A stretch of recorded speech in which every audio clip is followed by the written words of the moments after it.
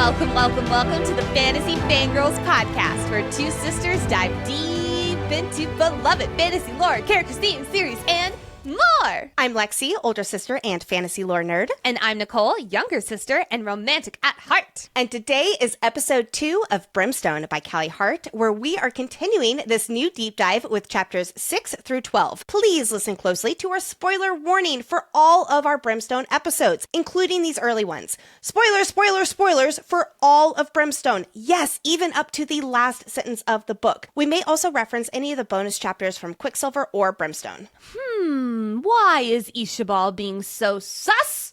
You bet we're going to be talking about it. And that definitely has spoilers. So if you have not finished the book, please go finish the book. We will be here when you're done. Next, we have Fantasy Fangirls, are adults who say adult things about adult books. In other words, friends, this podcast, especially this deep dive series, is rated R. Chapter 7.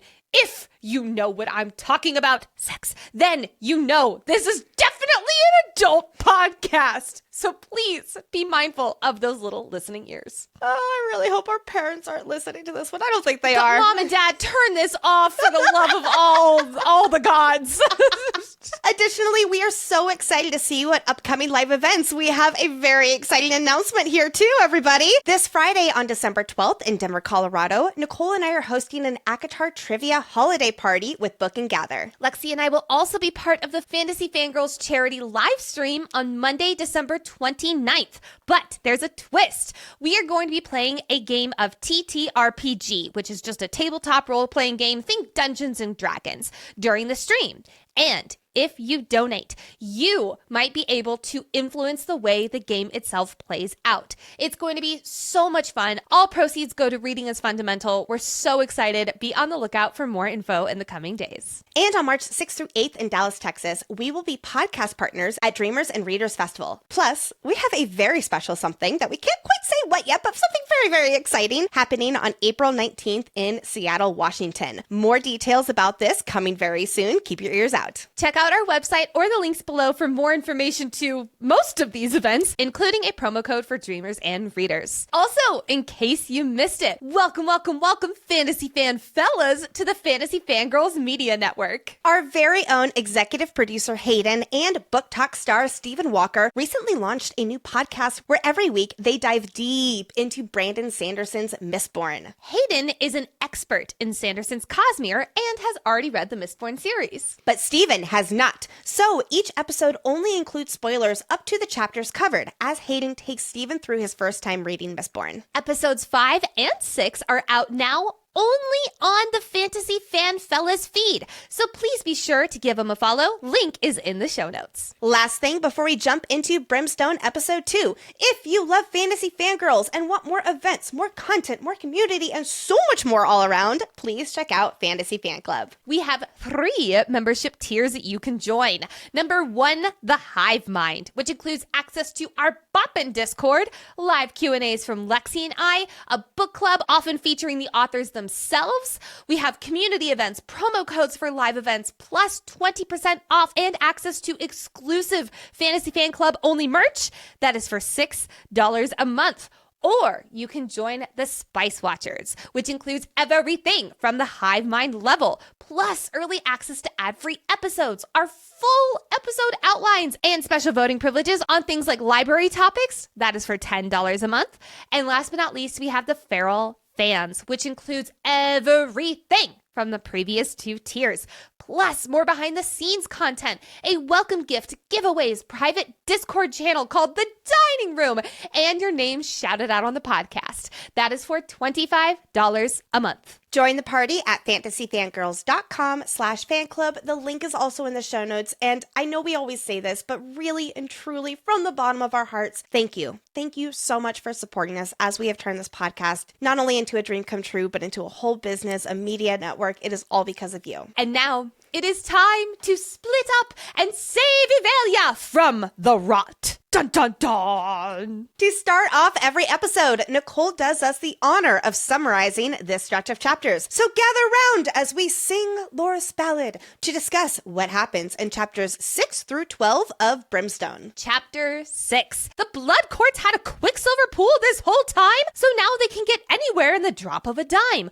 Our whole crew is back together in the dining room once more, but one person is missing, taking the opportunity to score. With his foot in his mouth, Carrion tries to make a stand, but I'm so sorry, Archer. There is no wedding plan. Chapter 7. The dinner is over. Fisher pulls Saeris aside. It's not the reason she thinks that she can't be his bride. There's traditions, you see, that they have to observe, but without his true name, they can never have the wedding they deserve. But enough of that for now. With an air shield in place, it's time to get dirty and go to home base. I said a bang, bang, bangity bang. It's payback to Saeris. It's better with fangs. Chapter 8. Waking up by himself, Kingfisher thinks of his mate. Together, him and Renfist go through a shadow gate. They chit and chat and shooting the shit. It's far too late when they notice how bad the camp's been hit. Irin's been destroyed. The whole camp is gone. It's from the feeders. The rot continues to spawn. Chapter 9. While Fisher and Ren are down at the camp, Saeris checks in on Everlane while she's taking her nap. The quicksilver is loud. It's yelling at Saeris. It turns to liquid, touching her skin where it's barest. But the quicksilver isn't the only one to awaken. Everlane opens her eyes, leaving Saeris quite shaken.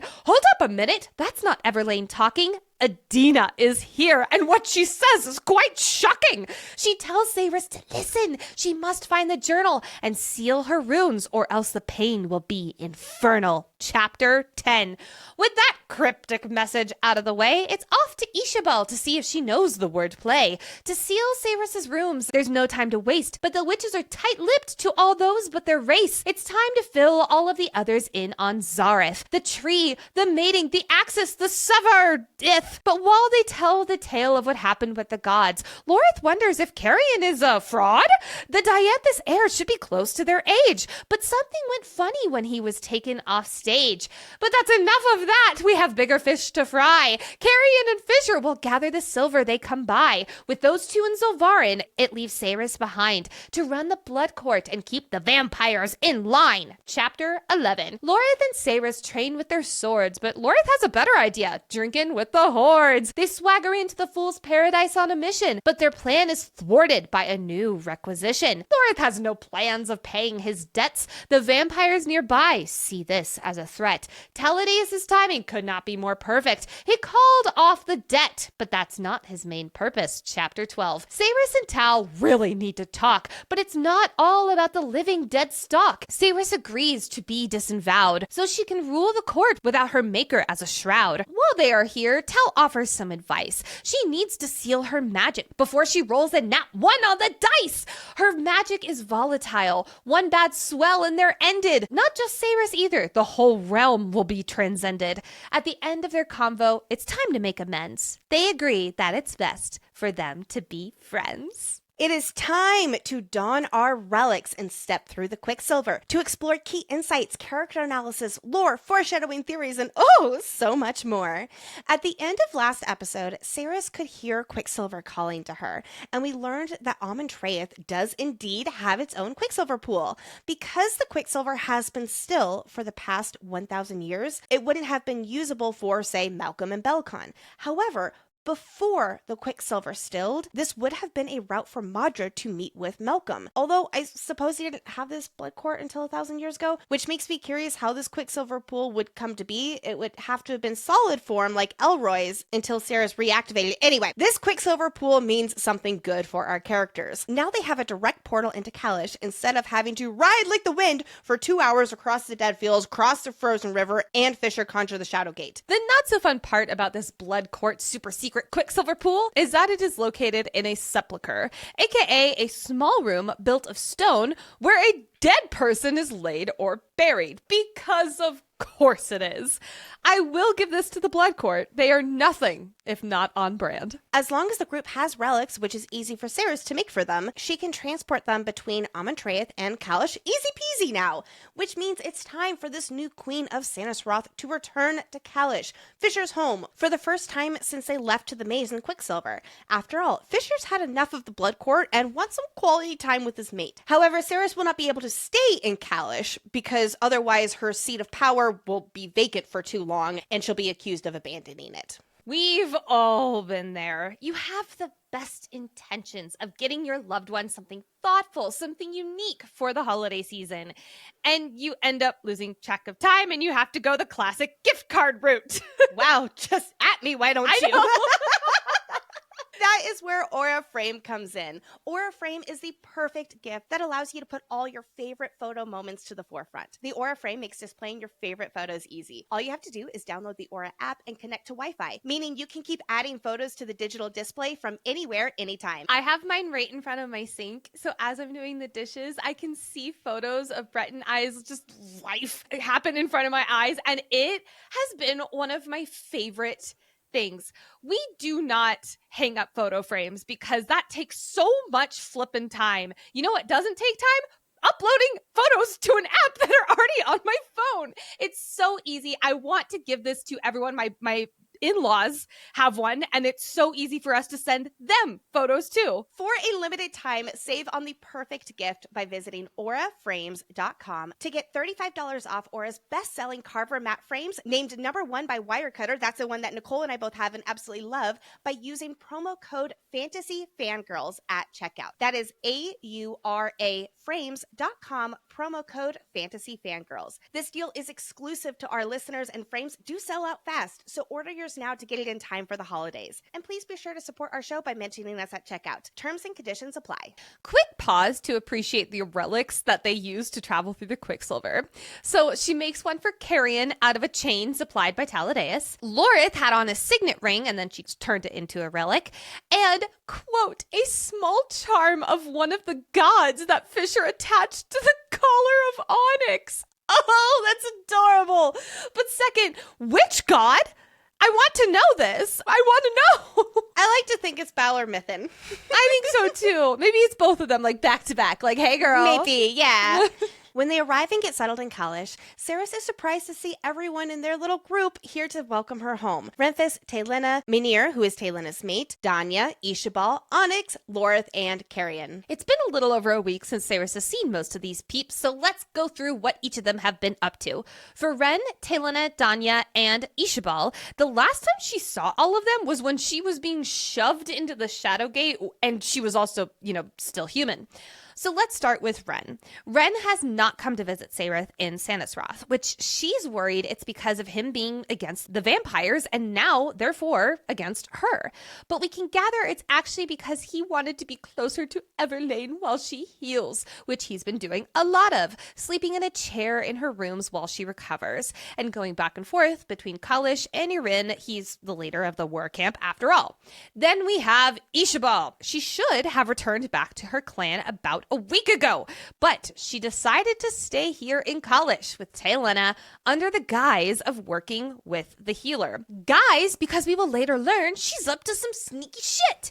Around this time, Ishabal is starting to work behind the scenes, get some ducks in a row, so by the time it's, time to take the Blood Court down, she will be close enough in Kalish for the spell to work. So basically, she's right now here lying to this whole crew. Bad, Ishabal. Bad. Not for the worst reason, though. No, but she's lying to everyone, which means that Lorith, who's down with the witches, this is just cementing further for him how much they are not trustworthy. And she's building a family here. I'm going to say that I think that because right now it's not just her trying to figure things out for herself. She and Taladeus are strategizing together because she would not be able to communicate him and them set their plans in motion if she's with her clan. But from here, she is able to go over into Amatreath with a big hood on. Well, it's very interesting you mentioned that, because later in this chapter stretch in the tavern, the Fool's Paradise, we will see Tal talking to a hooded figure who is never named. $100 says that's Ishabal. This is her and Tal meeting up, starting to plan for the blood cure on the vampires. Yes! Yeah, I loved much. that. Yes. Oh, that was such a good Easter egg. Next in our crew, we have Taelena, who has been primarily on Everlane duty since she literally fell out of the Shadowgate, which I am now realizing we never got an explanation into how Everlane was football thrown from the maze to the Shadowgate above a lake, but I will hold my breath until book 3. Taelena is clearly saddened by Everlane's state. Everlane's still sleeping. She's unable to wake up. But at least she's stable. That's a huge, good job. We also meet Taelena's mate in this scene, Maynir, and they have matching outfits. I love them. I'm already thinking Maynir is going to play a larger role in book 3 because of the research he has done on alchemy and his fascination with, quote, the lost arts. Then we have Danya, who, shock of shocks, is being kind of nice for Danya, at least I'll say. These two, her and Saeris, have never gotten along. I mean, Saeris did explode her god sword, so I don't entirely blame Danya for hating her. She was trying to kill Fisher. Literally. They're both so similar. They're so strong-headed. They're so protecting of our own while being polar opposites at the exact same time. Danya only values Saeris for what she brings to this team. Saeris is an alchemist. She clearly means a lot to Fisher, who's, lost a lot of people. And she's glad he didn't lose his mate. But that's about where her appreciation for Saeris stops. Danya has been focused at Irin, especially after the fight last episode. Since she was attacked by a feeder, literally a feeder on fire, her long blonde hair has been burned off and is now cropped to her jawline on the left side and shorn to the scalp on the right. But unlike what Saeris thinks, this is not an edgy looks. Gods, Saeris, how dare you compliment Danya's new hair? Don't you know that the length of a warrior's hair is directly linked to their skills in battle, and hers was longer than Lorith's and the leaders of the goddamn army? God, Saeris, do better. Obviously, I'm joking. Danya's kind of a meanie in this scene. I give Saeris major props here because she's trying to at least be nice and start the possibility of maybe not a friendship, but at least not hating each other when it comes to Danya.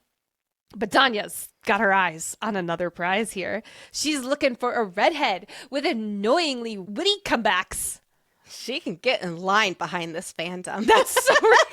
To the back. So I think we can both agree Danya and Carrion are going to be a thing, right? Like a thing.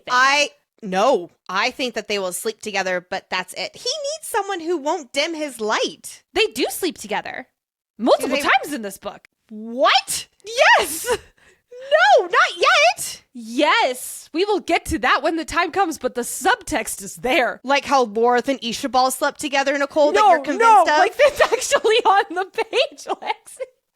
You're going to eat your words when we get to that section, I swear it. I think that this is the setup for a grumpy sunshine trope, but I'm going to need Danya to do some glow up to make her grumpy not so mean, and it's more just grumpy instead of bitch. I think no. I'm going to say again, I think that he needs to be with somebody who will not dim his light. I agree.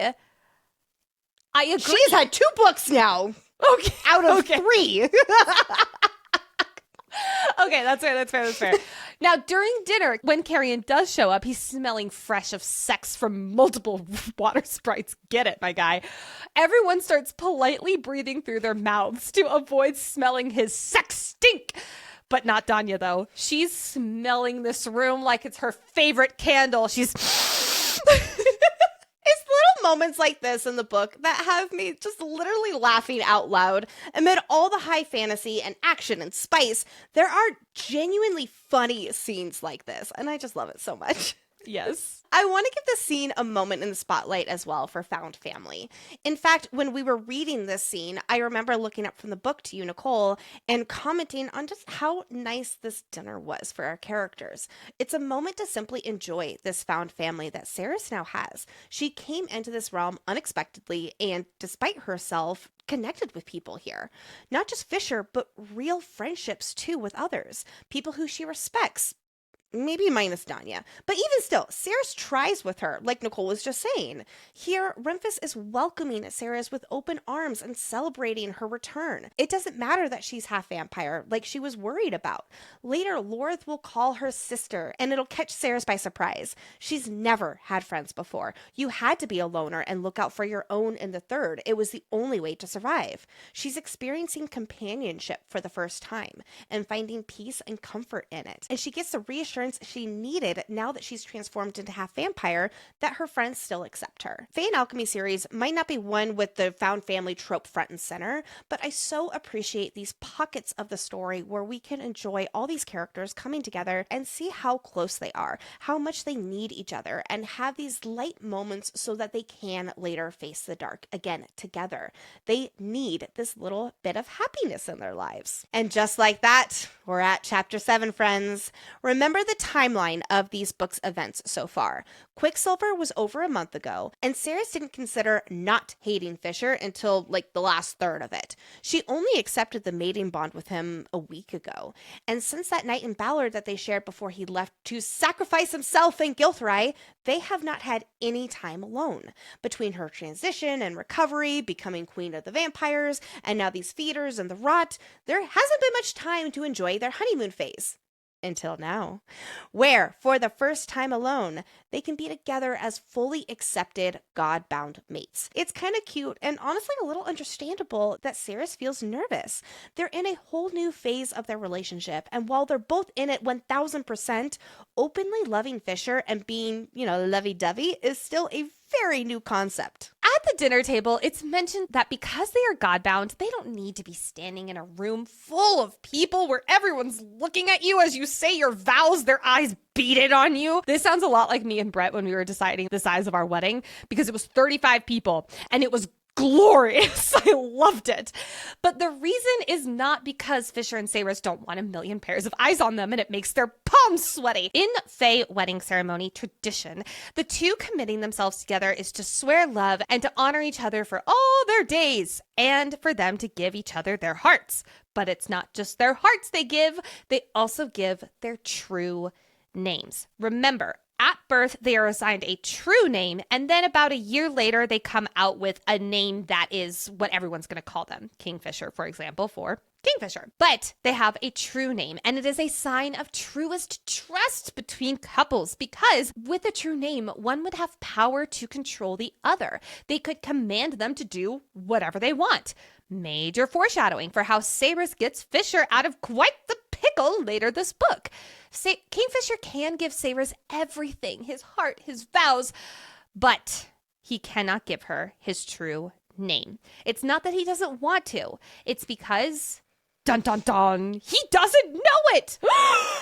During dinner, when the wedding initially came up, Renfis and Lorith, they looked uncomfortable. Yeah. And I think it's because they know a wedding cannot happen because Fisher does not know his true name. Which, by the way, Fae should really have a plan B to learn their true name. Just in case the one person that does know it and has all of that power doesn't make it by their 14th is killed by day. Their husband? Yeah, I think that's pretty fucked. Traditionally, when a Faeling turns 14 years old, their mother tells them their true name. But in Kingfisher's case, his dad was gone and his mother was dead by Bellicon's hand. So there was no one left to tell him his name. Oh. So does this mean that Bellicon knows Everlane's true name, or does no one know hers either? Because her mother died supposedly in childbirth, but we know the truth reason why. Same goes for Carrion. Who in the world knows his true name? I bet Fenrir does if he's still in Zilvaren, but that's a whole other You mean topic. Styx? We don't know. I don't think they are the same person. I'm leaning towards they're not either, but I'm still not entirely convinced. Or let's say that they don't have true names. At least for Carrion, that's kind of a good thing because now nobody can control them with a true name, especially if Belcon was to know it for Everlane, which I'm going to guess that he doesn't because he would have some kind of control over her in that case. I don't think that, well, I don't know. Maybe that's what made him able to command her to go to Malcolm and Sannisroth and get bitten. Well, I guess she got bitten. But he's demanding to have his daughter back right now, too. So I feel like... Might be too far? Oh, she is in college, which she's the in words college, are which is the protected. word. Yeah. Maybe. Maybe.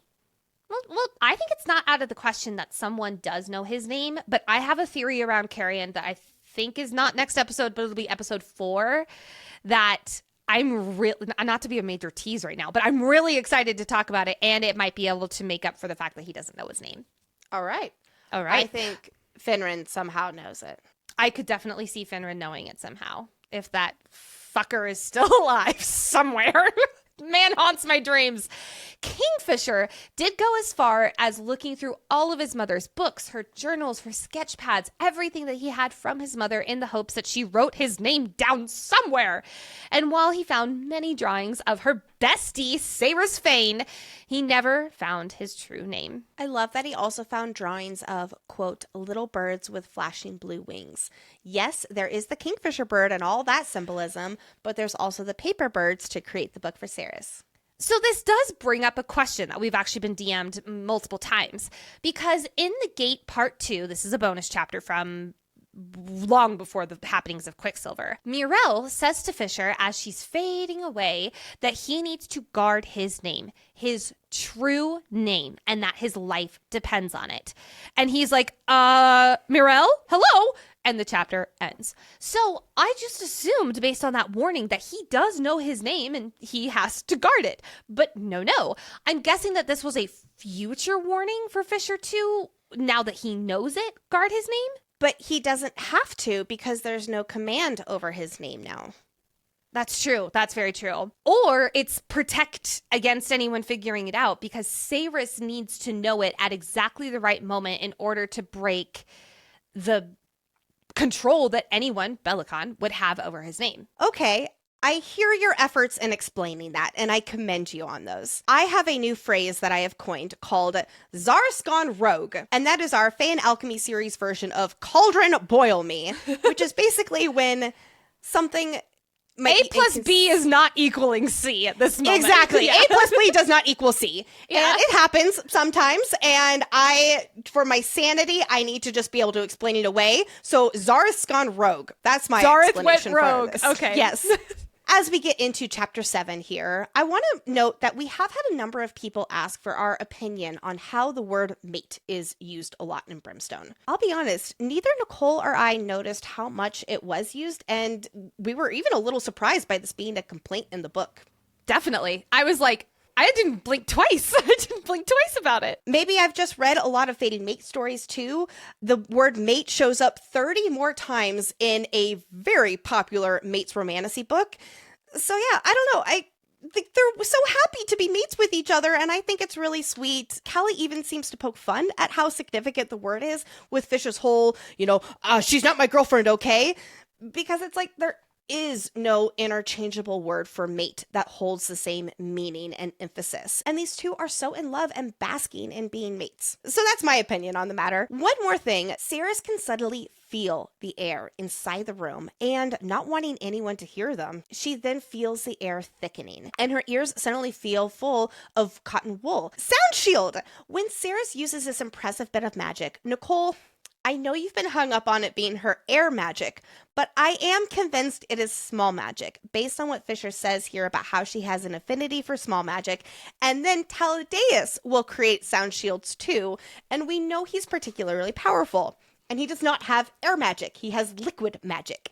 So I'm going with the sound shield creation to be a nod to her potential expertise and power with small magic versus her elemental magic. If it weren't for Fisher saying small magics and then Taladeus using the same magic later, I would have fought for it being elemental magic. But there's multiple proof points that is not that, Dawn. That's what you're saying right now. But maybe it's just extra powerful because of her affinity for air magic. It mentions the molecules in the air. I mean, I feel like that's air magic.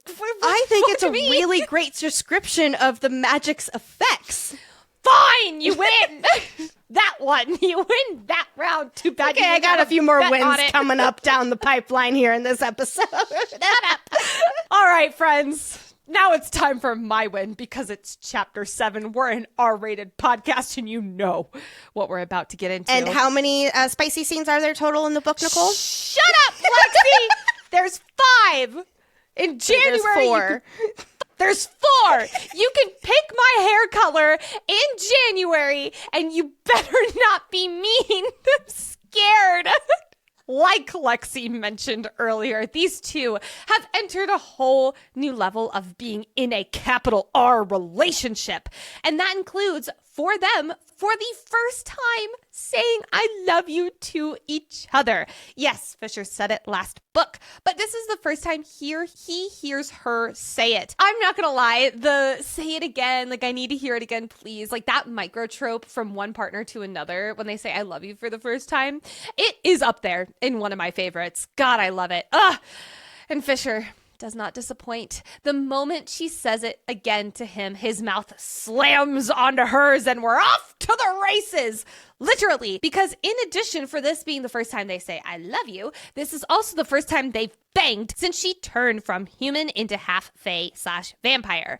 And friends, remember how Fisher once said that he was so disappointed in how breakable humans were. And yes, both of us, gave him an L for it.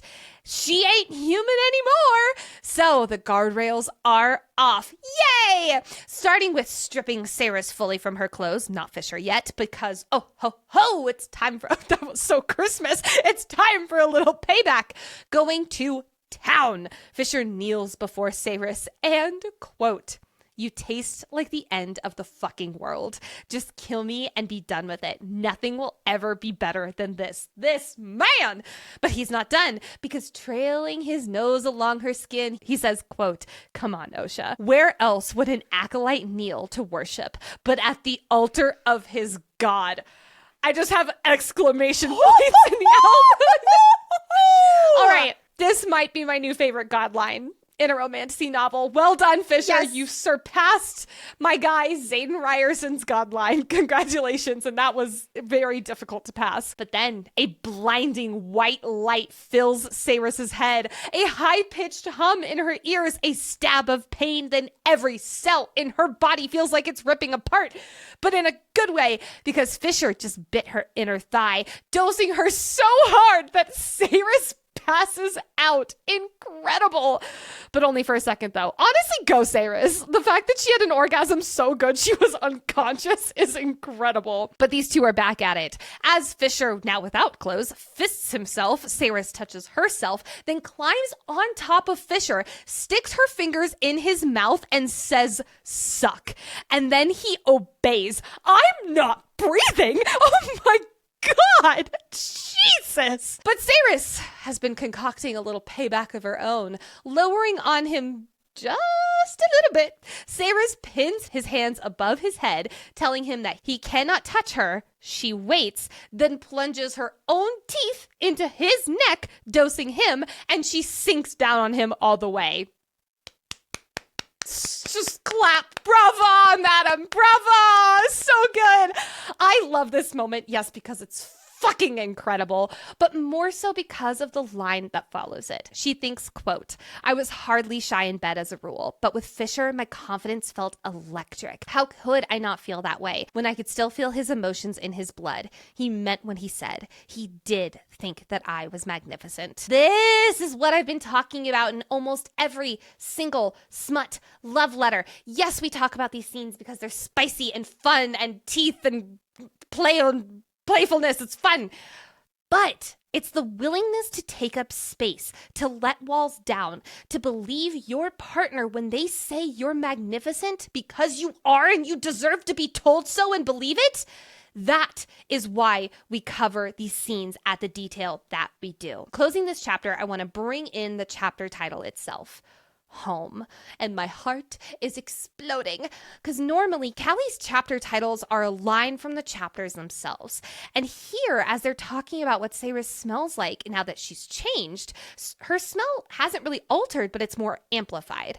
Saeris wonders if she smells like sugar, I'm assuming because she has a sweet tooth, or the warmth of the sun from growing up in Zilvaren. But no. She smells like fresh crushed leaves and the mountain air before a cold snap, and subtle hints of spices and citrus and fire smoke. Quote, this is from Fisher.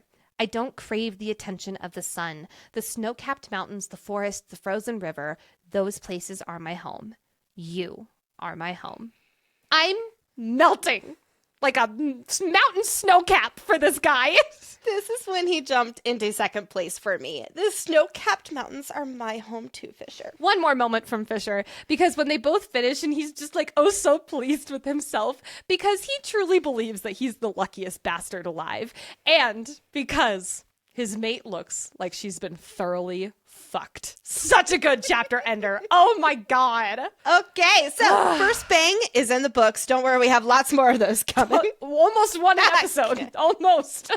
Now let's go back to Irin, the war camp on the other side of the mountain from Kalish. Fisher opens a shadow gate to Irin from Kalish for himself and Renthis. And when they come upon the war camp that had become something of a home for them for hundreds of years, it is nothing like it was just a few days ago before the 8 rot-infested feeders attacked. It had previously been a living organism of a settlement, growing and shifting and expanding, where more than 11,000 warriors made this place next to the riverbank home. Looking down the hill at Irin, they find the once lively war camp in utter ruins.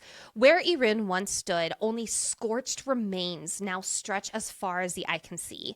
Smoke rises from the still smoldering debris scattered around the ground. There are no tents, no structures. The tavern, the armory, everything. Remember those wooden structures from last book? Gone. Charred wood, scraps of cloth, and blackened sword that have been abandoned in the dirt, they're still there. But besides that, there's only black ash and bones. Oh my God, this is terrifying. Not only that, but it's also deadly quiet. The over 11,000 warriors who used to make noise here, who used to make this a home, it's gone. But not necessarily dead, they're just evacuated. Most of them. Well, some are definitely dead. Some are definitely dead, but not all. We're going to say 11,000 have evacuated because that's how I'm doing my math. Okay. Along the Darn, the large oak tree with the feeders still strapped to it is standing, but instead of just being tied to the tree, the feeders' limbs are now fusing with the trunk. This is so fucking cool. Their gray skin is now covered in a thin network of black vines that wrap around the tree. At the base of the tree, its roots are blackened and plunging into the ground. Where the roots are exposed, there are deep gashes. Kingfisher notes it's as if someone took an axe to them but hadn't managed to cleave all the way through them. So I'm assuming that's beautiful show don't tell for someone who's trying to cut the rot from the tree but couldn't. From these deep gashes, dark black blood pours out, contaminating the ground with the rot. Where have we seen this description about black ichor before? Literally in every single feeder / vampire we've encountered. I can practically hear Zareth up in the god realm looking at a different tree infested with rot, which I love that beautiful symbolism. He's literally going like, I told you so! So we can gather that the 8 super feeders were infested with the rot, and that is how they were unable to die like usual feeders. This rot within them is what made Nimril scream with pain, and maybe even when the feeders ingested the Fae's magic, I wonder if it fed the rot. Like, I could see a cool magical component where magic of this realm fuels the rot as it invades this land. I will say I'm still a little confused about what it means when someone becomes infested with the rot. Does that mean that they also become like a super feeder, like it's a version of turning them, or it is not like becoming a feeder, and it's something completely different with them getting infested with rot. I figured it was with the rot. latter. I thought it was like them getting plagued almost. So like it's like Yeah. a plague stretching across the land versus feederdom stretching across the land. So I'm leaning towards they get infested with the rot. It doesn't turn them into a feeder, but it rots them from the inside out. Their blood turns black. They die. They have to be put down, down. by people that they love, because they will continue like to spread. Yeah. Well, and like we'll see with the bodies on the ground where they are dead, literally on the ground, the rot is spreading out of them. So it's like people think that they put them down, so therefore the rot won't spread to their family, their friends. But what it's actually doing is seeping into the ground and spreading across more of the land, which we'll definitely be doing land math for hectares next episode. Can't wait to figure out what a hectare is. What I'm trying to say with all of this is that the rot is definitely, obviously, much more than the blood curse. But I do still wonder if there is a connection between the two of them. Yet the rot obviously is much more otherworldly and powerful. Hence why we are speculating gods might be behind this, instead of, I'll call it, just Madra. As a reminder, Everlane is stable but still sleeping as Taelena and Ishabel continue healing her from Malcolm's vampire enthrall venom. But it's very concerning that Everlane has not woken up yet. And honestly, that's going to be the least of our worries with Everlane acting strange this book. Saeris only spent time with Everlane during her first days in Evelia when she was at the Winter Palace. But she's here now to see Everlane. Maybe her presence will help Everlane in a way others haven't? As Everlane sleeps, she's still a little too cold. The remnant black venom is still visibly in her veins. Yes, I worry that there is way more than meets the eye with Malcolm's remaining venom in Everlane, but we'll get to that theorizing later. Oh, I can't wait, Lexi. Saeris begins to hear a voice. It's not Everlane's, and it's not yet Adina's. No, she hears the Quicksilver. It says, quote, "She hears you, she feels you. Open the gate, the gate, the gate. Open it, open it." So I've got a lot of questions. First, this is when the gate to the demon realm is reopened. As Saeris takes the earrings off of Everlane's body, which contain just a little bit of Quicksilver, it immediately liquefies, and the Quicksilver says, quote, "It is done then, done, done, done." How does this work? Especially because the pool in Agen isn't necessarily all Quicksilver. It's instead a black gate. I'm assuming it's black because of the dragon fire, the demons, all of that kind of stuff, the brimstone, but it has to have some Quicksilver in it because that's how Kingfisher got infused with it, because that was the pool he went through without the relic. He came out, he had Quicksilver in his eye. He goes through at Belicon's orders. So it must be Quicksilver somehow. But the point was that he went through it because it wasn't Quicksilver. Bottom line is, I have a lot of questions around all that with the other realm portal and how it works like a Quicksilver pool, but is not Quicksilver. Yeah. Also, with Everlane wearing these Quicksilver earrings, that seems oddly specific, don't you think? What if Adina told Everlane she has to have these Quicksilver earrings, and it's literally for this moment where Saeris needs to open the gate? And when she does that, it triggers Adina to be like, okay, it's showtime, folks. Nobody panic. I've been waiting centuries for this. I love that, because it's only when the Quicksilver liquefies and rolls down Everlane that is when a certain mama wakes up. But we're not there yet, because I have a second question. Which she is the Quicksilver referring to when it says she hears us, or she hears? Is she Adina, or is she Everlane? Who's hearing? If it is Everlane, does that mean, because the Quicksilver is saying, like, open the gate, it's connected to the demon realm, does that mean the she, Everlane, is connected to the demon realm as well? Especially given her current state, she's got the black fingernails, she's got black veins. That isn't out of the question, in my opinion. Or is this she, Adina? Did the gate need to be opened in order for her to take over Everlane's body? I think that she hears you, she feels you is referring to Adina, and the Quicksilver liquefying is what activates. I don't know if I'm convinced that the gate into Diaxis needed to be open for Adina to speak with Saeris. Though wouldn't that be interesting for Adina's spirit to be tied to where Fisher's god heritage of apparently from his father, for her to be tied to that. I see a potential connection with that. Though I think the liquid quicksilver now touching Everlane, which is supposed to be really bad for anyone who is not an alchemist, is a contributing factor to why Adina is here now. And like I said, Everlane was wearing the quicksilver earrings because her mother told her to in a journal or something like that, left this information for her daughter after she was gone. After all, Everlane's eyes are now completely white. It's not silver like Heron was described as having, like, you know, like the completely quicksilver eyes, but that's exactly what I imagined. I imagine it's white, like Malway when her eyes turn white in the throne room when she's having an oracle moment. I forgot about that. Yeah, yes, that is correct. Yes, yes. All right, friends, it is time to go beat by fucking beat through this scene with Adina. The way my soul left my body when we were reading this for the first time, I'm pretty sure. No, I do have this on video. I need to find it and post it because we got a tip off from someone who was reading faster than us that it was Brooke. It was our content researcher. She said, hey, you guys need to film yourselves reading chapter 9.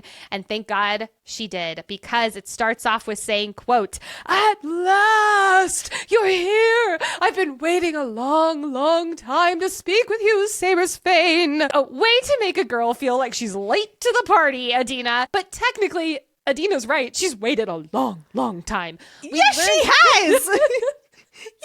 Why am I gonna have to defend this woman here to you? My goodness. Maybe a little bit. We later learn from Taladeus that the entity that is, speaking through Everlane is a piece of Adina's soul, not a shadow or a shade or a figment of Adina, because those aren't coherent and they aren't able to be aware of their surroundings, aka they're not able to talk directly to a person. So this piece that is Adina's soul is just chilling in the world, maybe in Diaxis, maybe in the ether, for hundreds and hundreds and hundreds of years since Belicon killed her. And she stayed by sheer force of will. And that's quite impressive and quite torturous for a soul. This woman is dedicated. I gotta give her that. Yes, she's trying to save the world. And right. When you say that about like where she is, I do absolutely believe that is, I'll call it in the ether. Yeah. There. That she's not in the Diaxis world because she is not a corporeal being. It is her spirit. It is her soul. True. So. But if a portal had to open in order for her to talk, if that is the case, then I would think that her soul was chilling in Diaxis. And when the portal opened, she was like, zoom, zoom, zoom, zoom, zoom, zoom, zoom, zoom, zoom. And then that's when she came through. You look not convinced. I think, I'll be honest, I saw you talking about the Diaxis and all of that in the outline. And I was like, what? Like, what? Okay, fair. The bottom line is Adina has been waiting a very long time to talk to her daughter-in-law about very important things. So Adina's Everlane grabs Saeris' hand in an iron grip, and I love this note. Quote, "The thing that was occupying Lane's body blinked at me slowly, as if it had forgotten how to blink." Yes, because she's been floating around somewhere for centuries. I love that. I've noticed that Saeris is pretty fixated on the concept of blinking in this book. She is. You're right. Yeah, she talks to Tal about it too. Yeah. We also get a nod that this is Everlane's mom because we hear Adina, and if you did not deep dive, you would probably be like, I don't remember that name, but you were with us for the deep dive, and so therefore you're like, aha, I know that was Kingfisher's mother. Anyway, we know that this is Everlane's mom too, with the description that her voice is similar to Everlane's, but it's deeper and richer because, it's her soul speaking through. Before we get into the good stuff, we need to learn a little bit about Everlane from Adina. Adina says that she's not holding Everlane back from returning to her body, but instead Everlane is, quote, in shadow. New rap, Lexi! We got a new rap! Shadow. But this only enhances the theory that Lane is actually in Diaxis, the only realm that has shadow magic. Are you kidding me? You have to physically go to that realm. So maybe. I don't think that she is there at all. I think that she is trapped in the darkness, like in the void. Maybe because Everlane was in the process of transitioning into a vampire, and then the Maker was killed, and something about his venom cannot be drawn all the way out or something like that. So you're saying that Malcolm, a piece of Malcolm, might be living in Everlane? Yes, I do think that is actually possible, and shut up about all of that because we do not know the answer to that yet. I'm just theorizing. Oh my God. Are we okay? Do we need to have a mediation?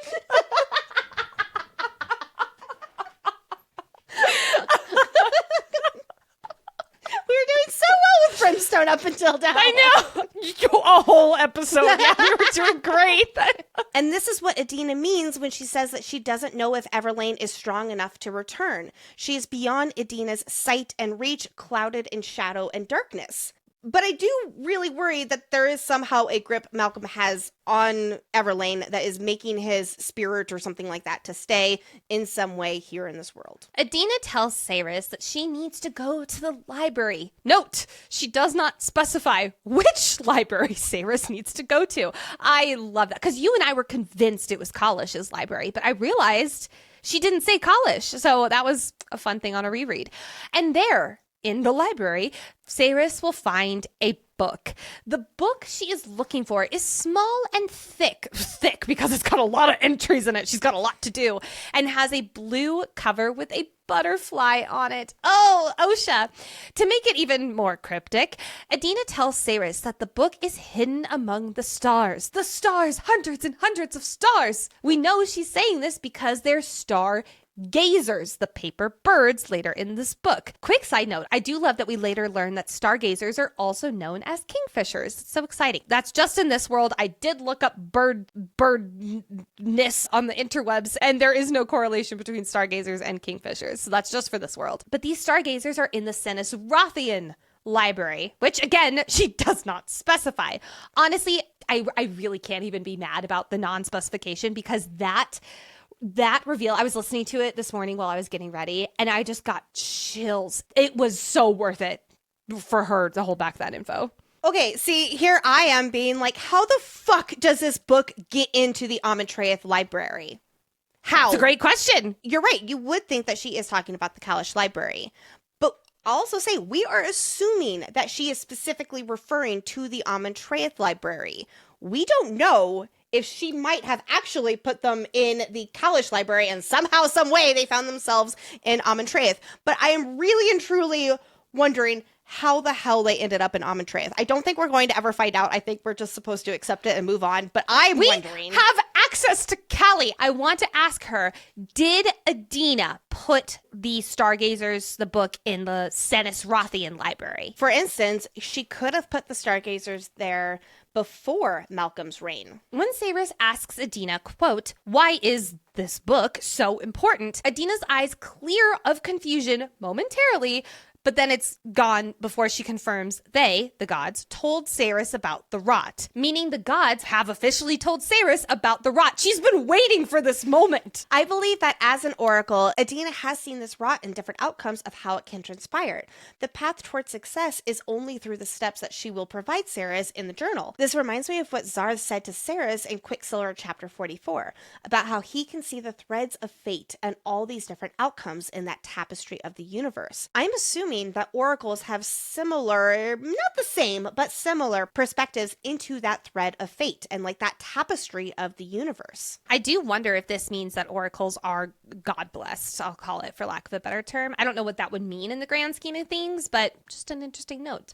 Mm-hmm. According to Adina, without the book, the rot and decay will spread until it swallows not only this realm, but millions more realms with it. So we know that Adina knew that Zarth would at some point call her into the god realm, tell her about the rot, da-da-da-da-da. But I'm assuming that Adina also knew that Saeris would be severed from the gods' view, and therefore Saeris' whole, you know, like, what do I need to do? And Zarth was like, you just need to live your life. All the choices are hers now. The gods can't intervene. I do assume that Adina knows that the gods will no longer be allowed to intervene with Saeris. I agree with that because she will also know that Saeris is half fae, half vampire. That's true. That's so true. There is one more thing about this mysterious book that Saeris has to find in the library among hundreds of stars.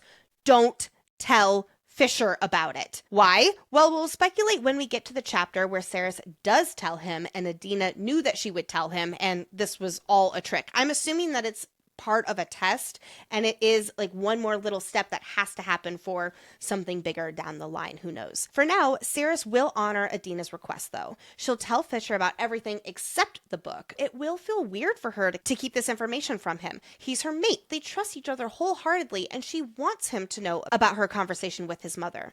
But Saeris' instinct is also telling her to trust Adina. So for now, she'll follow those specific instructions not to tell Fisher about the book. There's also this line from Adina where she says, quote, "At the end, make sure he knows I would do it all again." I'm assuming she's referring to dying, getting killed by Belicon, leaving all these clues, D all of the above, something else. What do you think she would do again?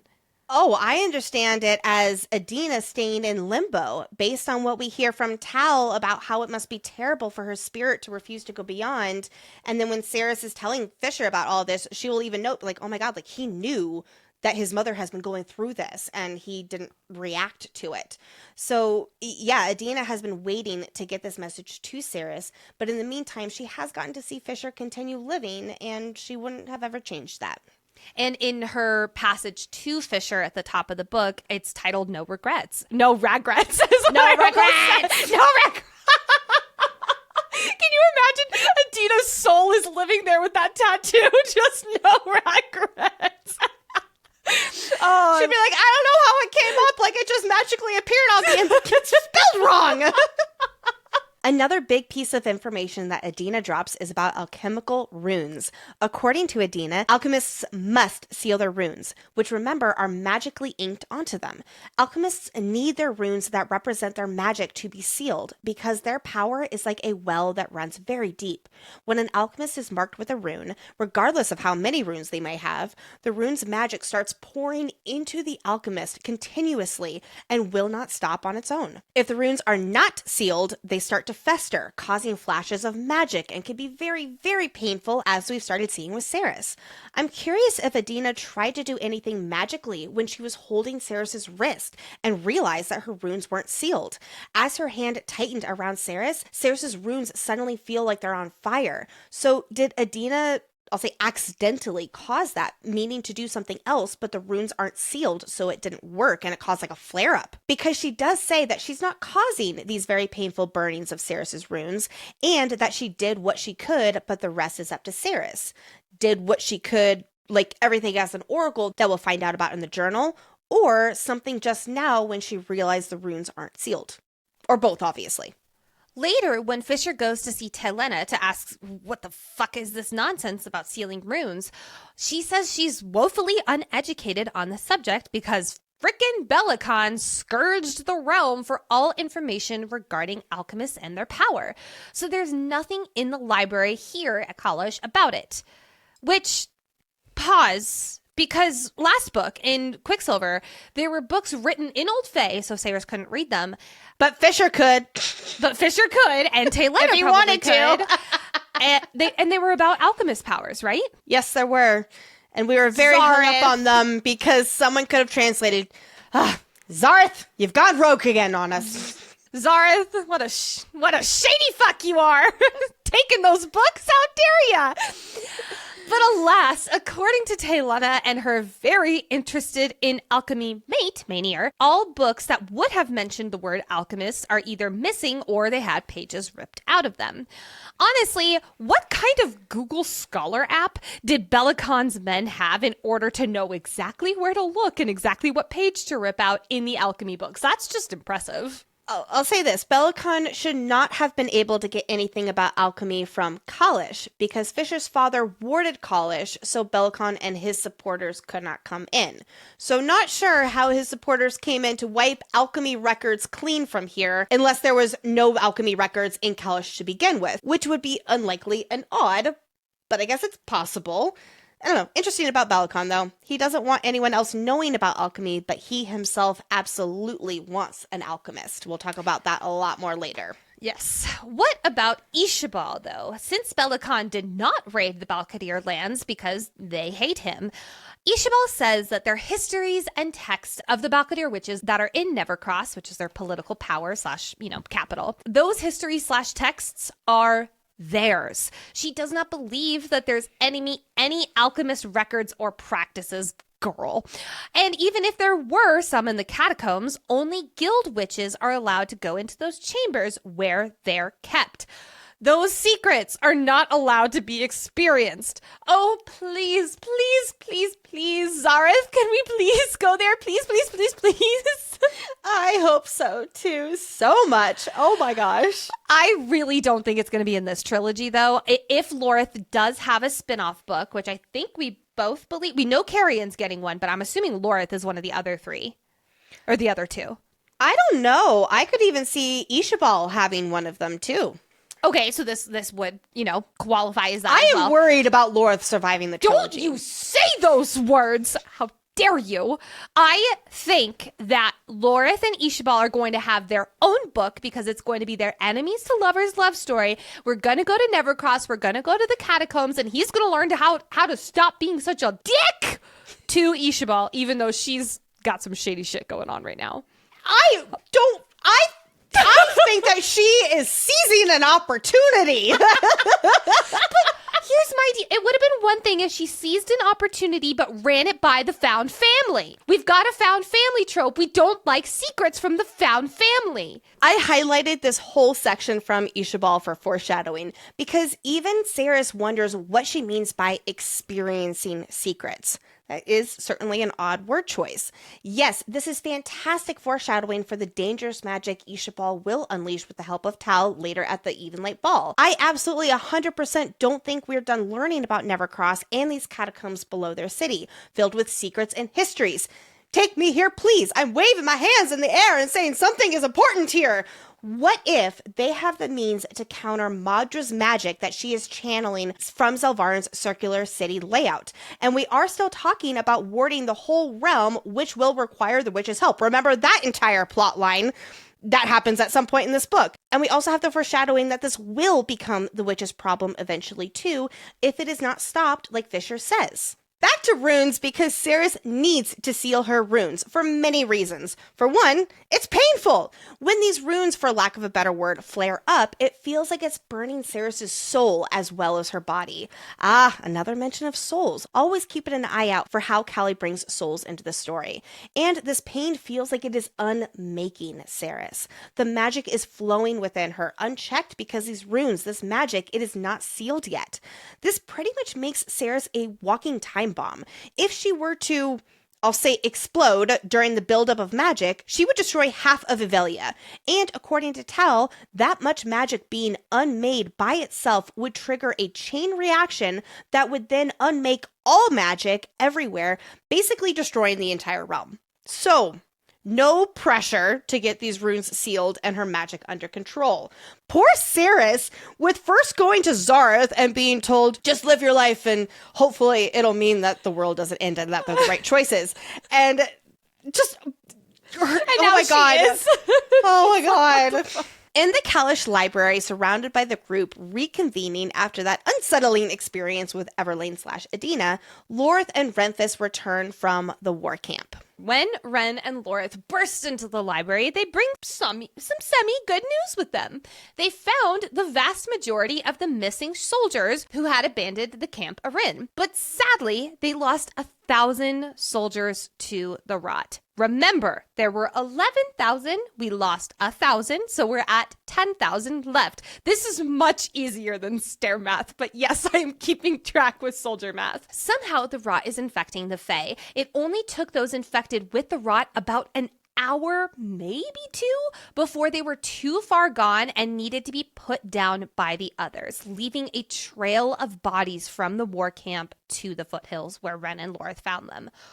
Wow, that sucks. And to make things even suckier, if that's even possible, wherever an infected body lay, the rot spreads and multiplies around the body, overtaking the surrounding plants and even the animals, both living and dead. It's traveling over the snow and scorching the ground, and there's no way to stop it. Think about how 2 days ago, they were like, okay, the worst thing we can experience is this maze. We've got Morthil. And now they've got this. This is bad. Bad, bad, bad. And of course, there is still the big question of if Maudra sent these infected feeders. And if she did, How did she transport them from Zilvaren to places in this realm without a Quicksilver pool? And don't worry, we'll talk a lot more in a later episode about the theory that she's been building up magic for 1,000 years. With all the talk about the rot infecting their realm, now is the time to spill the beans on what Saeris experienced with Zarth, god of chaos and change, at the end of last book. Remember that Saeris has told Fisher about all of it in detail, but they agreed not to tell anyone else. Which we still don't know if Taladeus knew. So I'm adding that to the list of questions to ask Callie for next episode. But now, with the rot already in full force, their friends need to have all of the information. So collectively, they can strategize a path forward, armed with all the info they can. TLDR for our listeners and for the rest of these characters, learning that Saeris met with a literal god, Zarth severed Saeris and Fisher from the tapestry of the universe, which means the gods will not be able to see them anymore. He does this by making Saeris something entirely new, half vampire, half fae, because the universe cannot focus on what it does not recognize. But they are still god-bound mates. In fact, the connection between Saeris and Fisher is more strong now than ever before. The gods are just blind to them now. Zarth has basically hidden them by severing them from the universe tapestry to protect them from the other gods. Because the other gods want to eliminate Fisher, scrape the universe, and start a new one that is not threatened by this rot. However, Zarth is taking a chance on Fisher and Saeris. The couple created an axis, a convergence in the thread of fates. And if there is a solution to this rot and saving the universe, Fisher and Saeris are the ones to find a way to fix this. But I do want to say we cannot confuse that with being destined to fix this, like what Ishabal wonders. That's not what the threads of fate say. Instead, it is unknown ahead for Saeris and Fisher instead of sealed doom. So if there is a chance at winning, it's up to these two. I get it, friends. Very thin line of distinction that we're working with. My head hurts too from keeping it all straight. This conversation also brings up ideology about gods in general. According to Ishabal, the Ivelian gods are not real, although the Balkadir gods are real, and Ishabal says, quote, "They've always been here, and their will cannot be questioned. If we don't obey them, the consequences," and then Fisher cuts her off. What? Because I feel like now the Balkadir deities will definitely come into play. What is their will? What are the consequences? Is this related to how Ishabal will go rogue and cause a vampire bloodbath to get rid of the blood curse? Is that part of their will? I just want to know more about the Balkadir clan in general, and now even more so about their higher powers. Are their gods here in Ivelia, or in their own realm, their own domain too? Oh dear, I'm falling down the spiraling rabbit hole. Gotta pull out! That's dirty. I will say this. I will never forgive Fisher for interrupting Ishabal in this moment. I swear to God.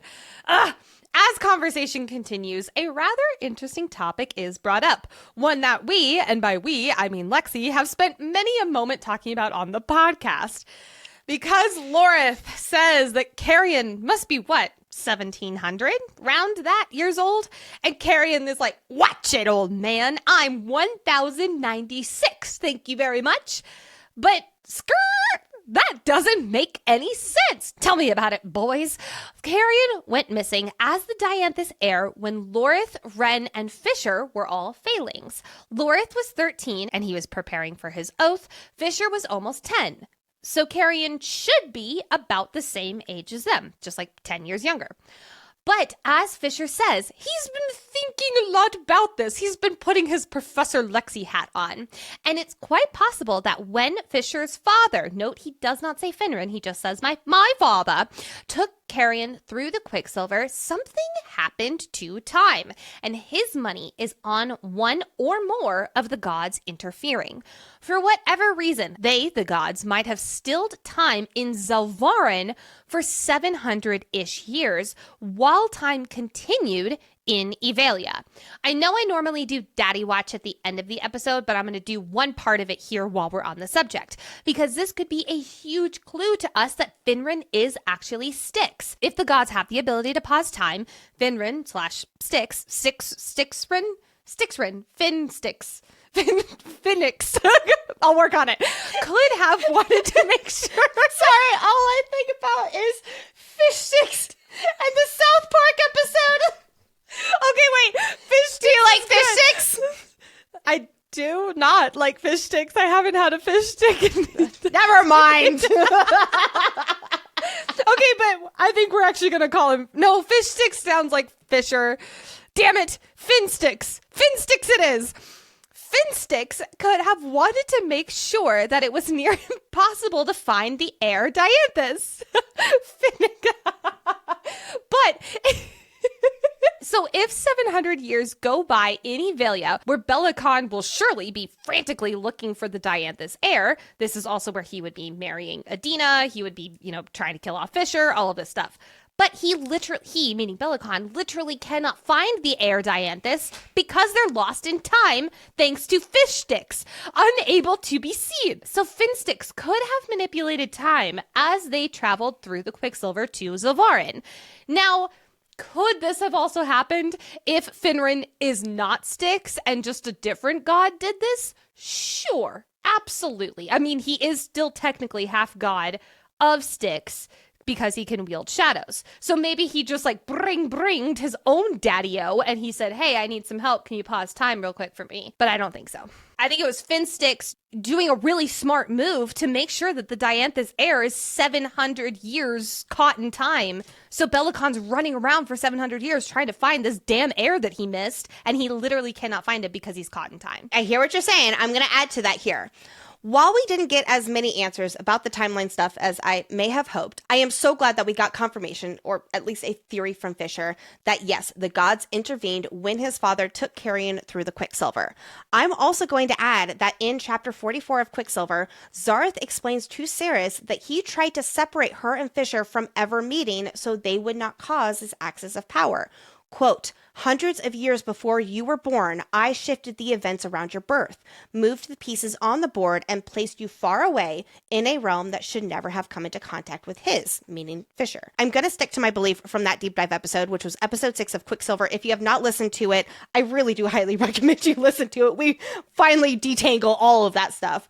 When Zareth moved the pieces on the board specifically to separate Saeris and Fisher, I think that it involved Finran and Carrion going through the Quicksilver. Fisher thinks that the gods maybe wanted to talk to his father. He's saying that here in this chapter right now. And because time works differently in their realm, that's what cursed this weird time lapse. We know that Fisher has more secrets. Callie has said that in recent interviews. So I wonder if he speculates more than he's letting on right now.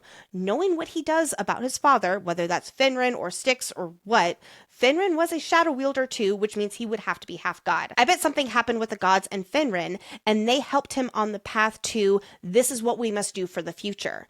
And when he came back, he knew the Quicksilver would be stilled with his sword. And he was also stuck in the realm and ensured Elroy's ancestors had their marching orders for generations to come regarding the Quicksilver. I'm not willing to throw Elroy into this because I have my own speculations around him and his ancestry and all that kind of stuff. I definitely think what you're pulling out with what Zareth said in that scene, I think you're right on the money. So you don't think it was Styx interfering with time. You think it was Zareth instead. I could see Styx being involved in some way, especially if it is his half-god son or if it is him himself. So it literally could have been Finsticks talking to Zareth, and they together, because he does say one or more gods stopping time, and they together stopped time, decided on some changing of things. I'll be honest, I don't know where Styx falls into all of this. I think I'm pulling Styx into this because it's Finran. That's the only reason I'm pulling Styx into this. And I hear you on that. The more I have been reading Brimstone,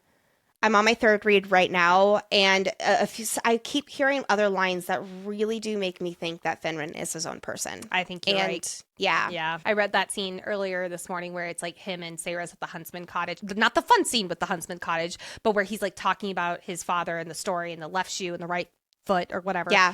And yeah. We learn a lot more about shadows and stuff. Like, again, we're only on episode 2 right now, so we're still working through a lot of things. But what I'm saying is that I think that Zareth pulled Finran And yes, they helped intervene and stop all that time and stuff like that. And then they had a conversation with Finrod. And I say they, I don't know if that was only Zareth, because I do think that he was at least part of it. Yeah, I don't know if Styx was part of that, because this is Zareth. I say This he's is going Zareth's rogue domain. in an actual way that he is going rogue from his siblings here. Yeah. And so, again, I don't know where Styx falls into it, but I do think that this is a little bit more Zareth's domain. I think you're right. It feels more like Zareth's handiwork. Again, god of chaos and change. Yeah. So I still think Saeris was originally supposed to be of the Dianthus line that I was speculating for a Quicksilver deep dive. And part of this meddling was how Zareth separated them across realms.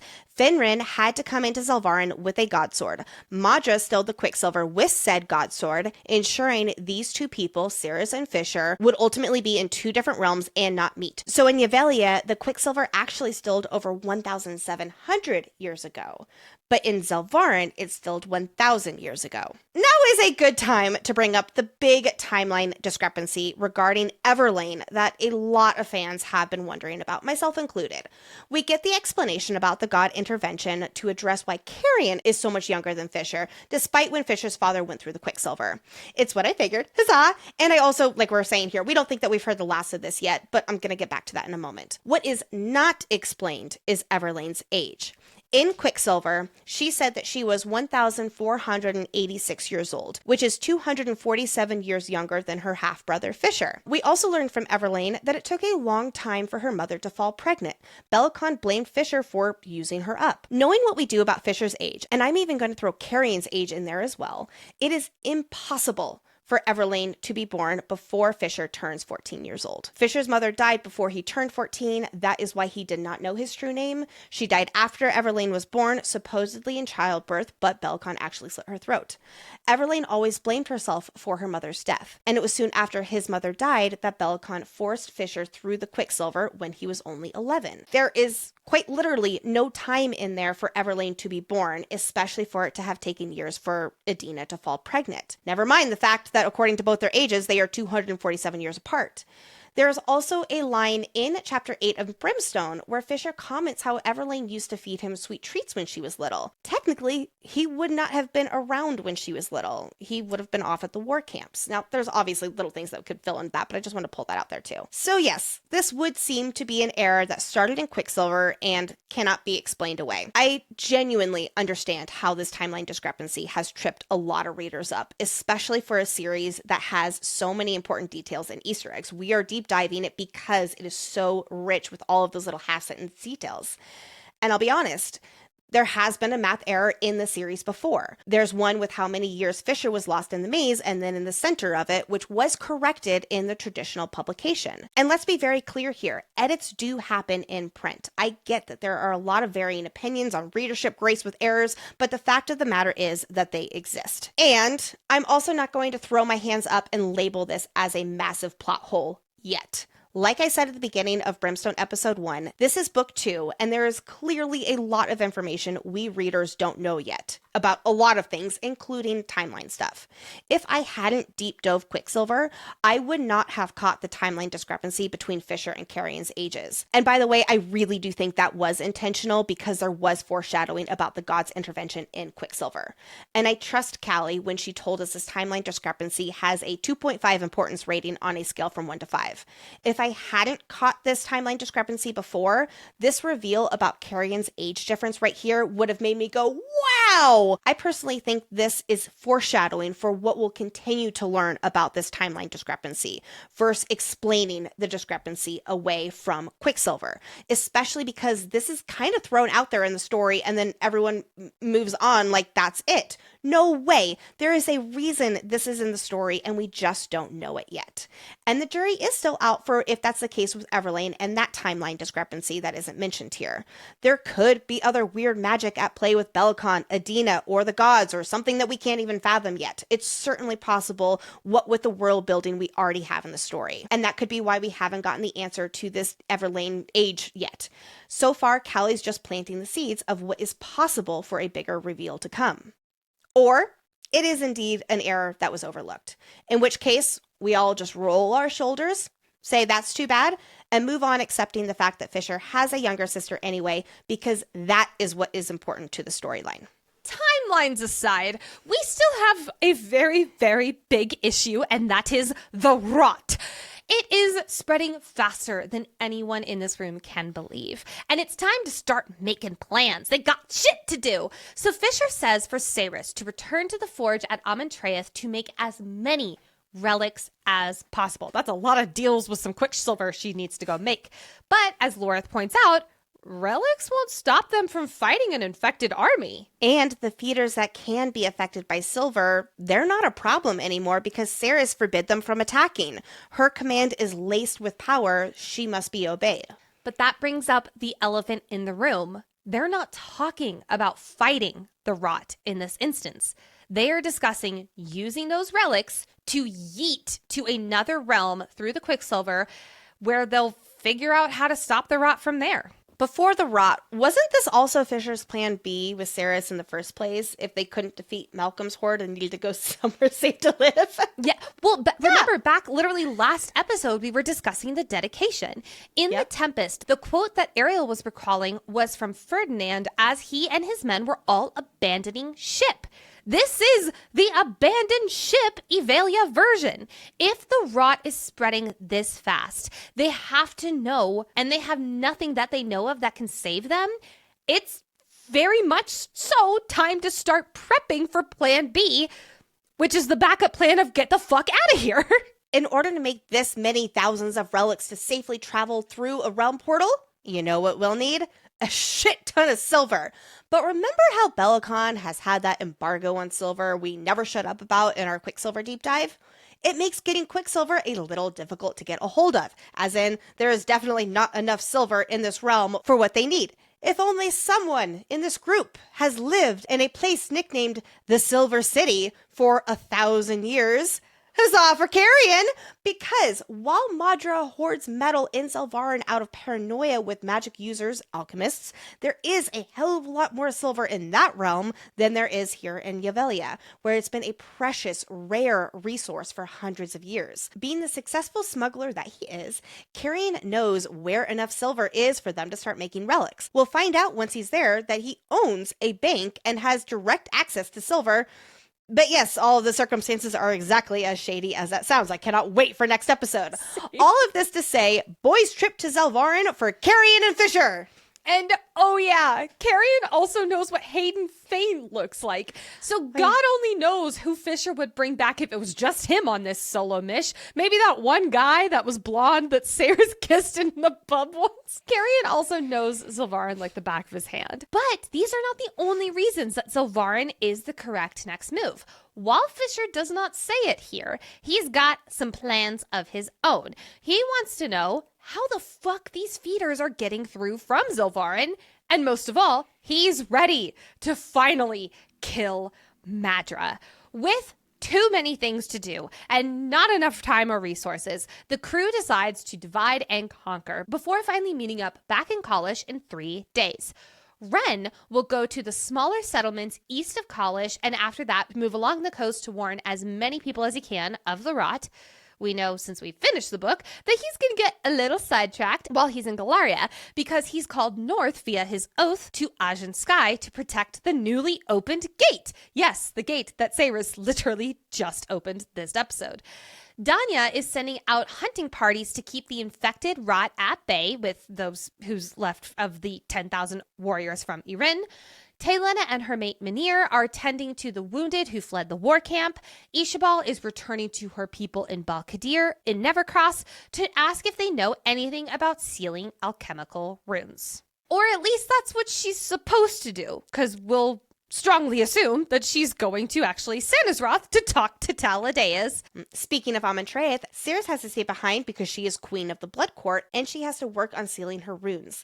As much as she wants to help the others out, especially go back to Zilvaren with her mate, she can't. If she spends any more time away from Amentraeth, the Lords of Midnight would declare the throne abandoned and someone would swoop on in there to claim it for themselves. Lorith is here with Saeris to train her in sword fighting. You know, she's got to learn how to handle Solace. But, as we'll find out, Fisher specifically requested Lorith to stay here and stick with Saeris in Amentraeth to guard and protect her. Because of course he's willing to do that. I love Lorith so much, except when he's around Ishabal. Later on, after goodbyes, Lorith takes Saeris out of the palace with a hood to hide her face to go get a nice glass of wine. And we get a good look at life outside of the Black Palace. Amantraith is the fortress where the Black Palace is located within, and at the base of Amantraith is the cogs, the circular, multi-tiered, interlocking neighborhoods that are connected via staircases. We should be concerned about this because these are circular. We know that circles are the most powerful shape. So, was this how Malcolm became so powerful? Him and Madra were both using circles to harness power? And before you ask, I have looked up circles at the Winter Palace and I could not find anything in Quicksilver. Okay. So I don't think Belicon's using circles to his advantage. To answer your question, I think a lot of it will depend on if we should be worried about it with where things end with the Blood Court. It all kind of happens and then our crew doesn't really go back there. So as we get to that part of the deep dive with the consequences and the aftermath of everything that goes down after the Evenlight Ball, let's keep an eye out for that, because could I see that being very, very important? Absolutely. In the cogs, there are shadowy walkways between the narrow brick buildings. There are plenty of people walking about, going about their business. Most are highbloods, but there is a feeder or two every once in a while, collared and being used as a pack horse of sorts. But it doesn't end there. There are people stripped and lashed to posts where they are being whipped in public. There are crying children and spindly-legged creatures eating rats and drinking from the rat body like a cup. How lovely. But actually, yes, even in the depths of the depravity that is found here, there is beauty as well.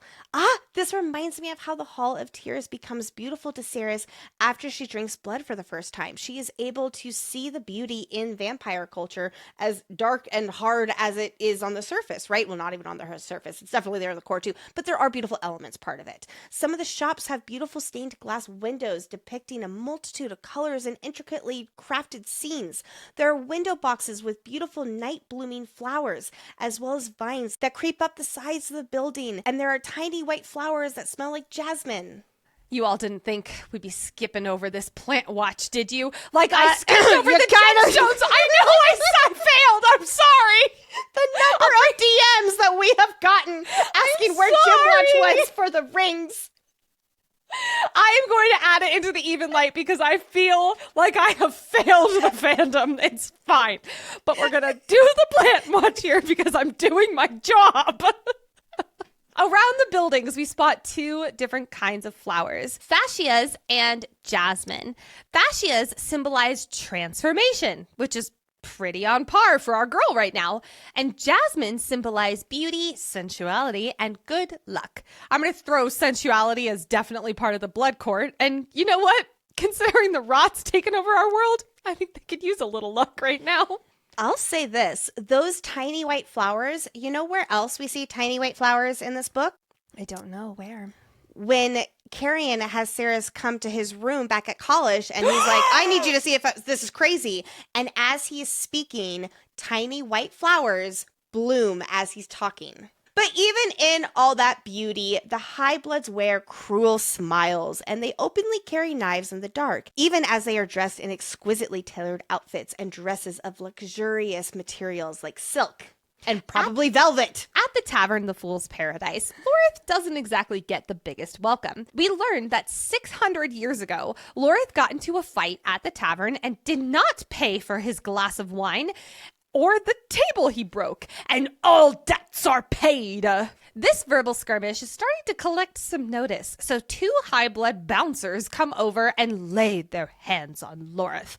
Bad idea, motherfuckers. Lorith whirls around and in a blink of an eye takes off one of the high-blood's hands, then jams it into the high-blood's mouth and down his throat. Oh my goodness, that's quite... Don't piss off Lorith, TLDR. Honestly, Lorith's smack talk in this stretch of chapters is phenomenal. Now, getting into a tavern ball, we're used to these things as fantasy readers, but this one in particular is quite the big deal. A, Lorith drew a silver sword, a god sword nonetheless, on one of the vampires. Silver is not allowed in Sandusroth because it's a death sentence to almost everyone here in the cog. Lorith is also not thralled to anyone, which is near unheard of for anyone in the Blood Court and who is a fae. Let alone, he's not even allowed to enter this tavern. And, you know, having a hand is mighty inconvenient for these high bloods, and he just took off one, even though their hands do grow back, which I thought was an interesting world-building tidbit. Thank you, Lexi. That's beautiful. It's so tiny that it can barely hold his tiny little penis. I hate the image that you just made my brain conjure. But thankfully, Taladeus arrives before things get too weird or heated, or any other hands get cut off. Turns out, Tal owns this tavern, and as a powerful Lord of Midnight too, he's got quite the authority here. He heard Saeris left the palace, so he followed them, just knowing that they would get into trouble. Yes, that is absolutely correct, Tal. This also offers us a small glimpse into the life that Tal has carved for himself in the vampire's world. He may not be able to forgive himself for becoming a vampire, and for all of the many things that he has done, but he has adapted and evolved to rise up in power here at Amatreath, not just becoming Malcolm's second, but becoming a businessman apparently too. It's rather remarkable that there is still good in him. He may claim he doesn't have a soul left, but we see otherwise, and I just love that common theme that we get with Tal and how complicated his character is, and continuing to explore that. So I do have to wonder, is there a long game that Taladeus is playing by being this tavern owner? He said that he bought this tavern about 50 years ago. What else happened about 50 years ago? It was around that time that Fisher entered the center of the maze. He progressed in a major way to the next level, new achievement to the maze, where he would have found the coin should the maze's rules have actually worked the way they were supposed to. I don't think that it would have been out of the question for Taladeus to believe that Fisher was going to kill Malcolm as soon as that coin was found. So I could see Taladeus having put pieces into play about 50 years ago to ensure he knew the happenings of the Blood Court should Malcolm fall. By being the owner of this tavern, along with who knows what else he did, he would be in a better position to get secrets from the people that he could then use against Malcolm for when his downfall was imminent. After Tal requests to have a private conversation with Saeris and the two are alone, a rope of fire shoots up Saeris' arm, and while she's wearing gloves to hide her god bindings, light is spilling out of the leather. This release of magic is so painful, and Saeris' hands are shaking so violently that she has to shove it in her armpit and pin it to her side while she waits for the pain to pass. Yeah, sure, Tal is really not going to notice that. How many times have you had a conversation with someone and you're like, excuse me, excuse me? I mean, like, I'm sometimes really cold outside, but that's different. You stick your hands in your armpits? I guess actually, like, through a jacket. Yeah, I guess I do that. That's not as weird. But Saeris' runes start burning through her skin all the way down to the bone. Ouch! These swells of power are a direct consequence of Saeris having unsealed runes, and her having as many as she does is an even bigger problem. We mentioned earlier, Saeris is one bad flare-up away from destroying the entire realm, and now is when it's coming to Tal's attention. Because there's one small blip in your armpit plan here, Saeris. First of all, wait, real quickly, I wonder if that would burn her armpits. I thought about that. I'm like, well, that's a way to do laser hair removal. Singeing it? Please keep talking.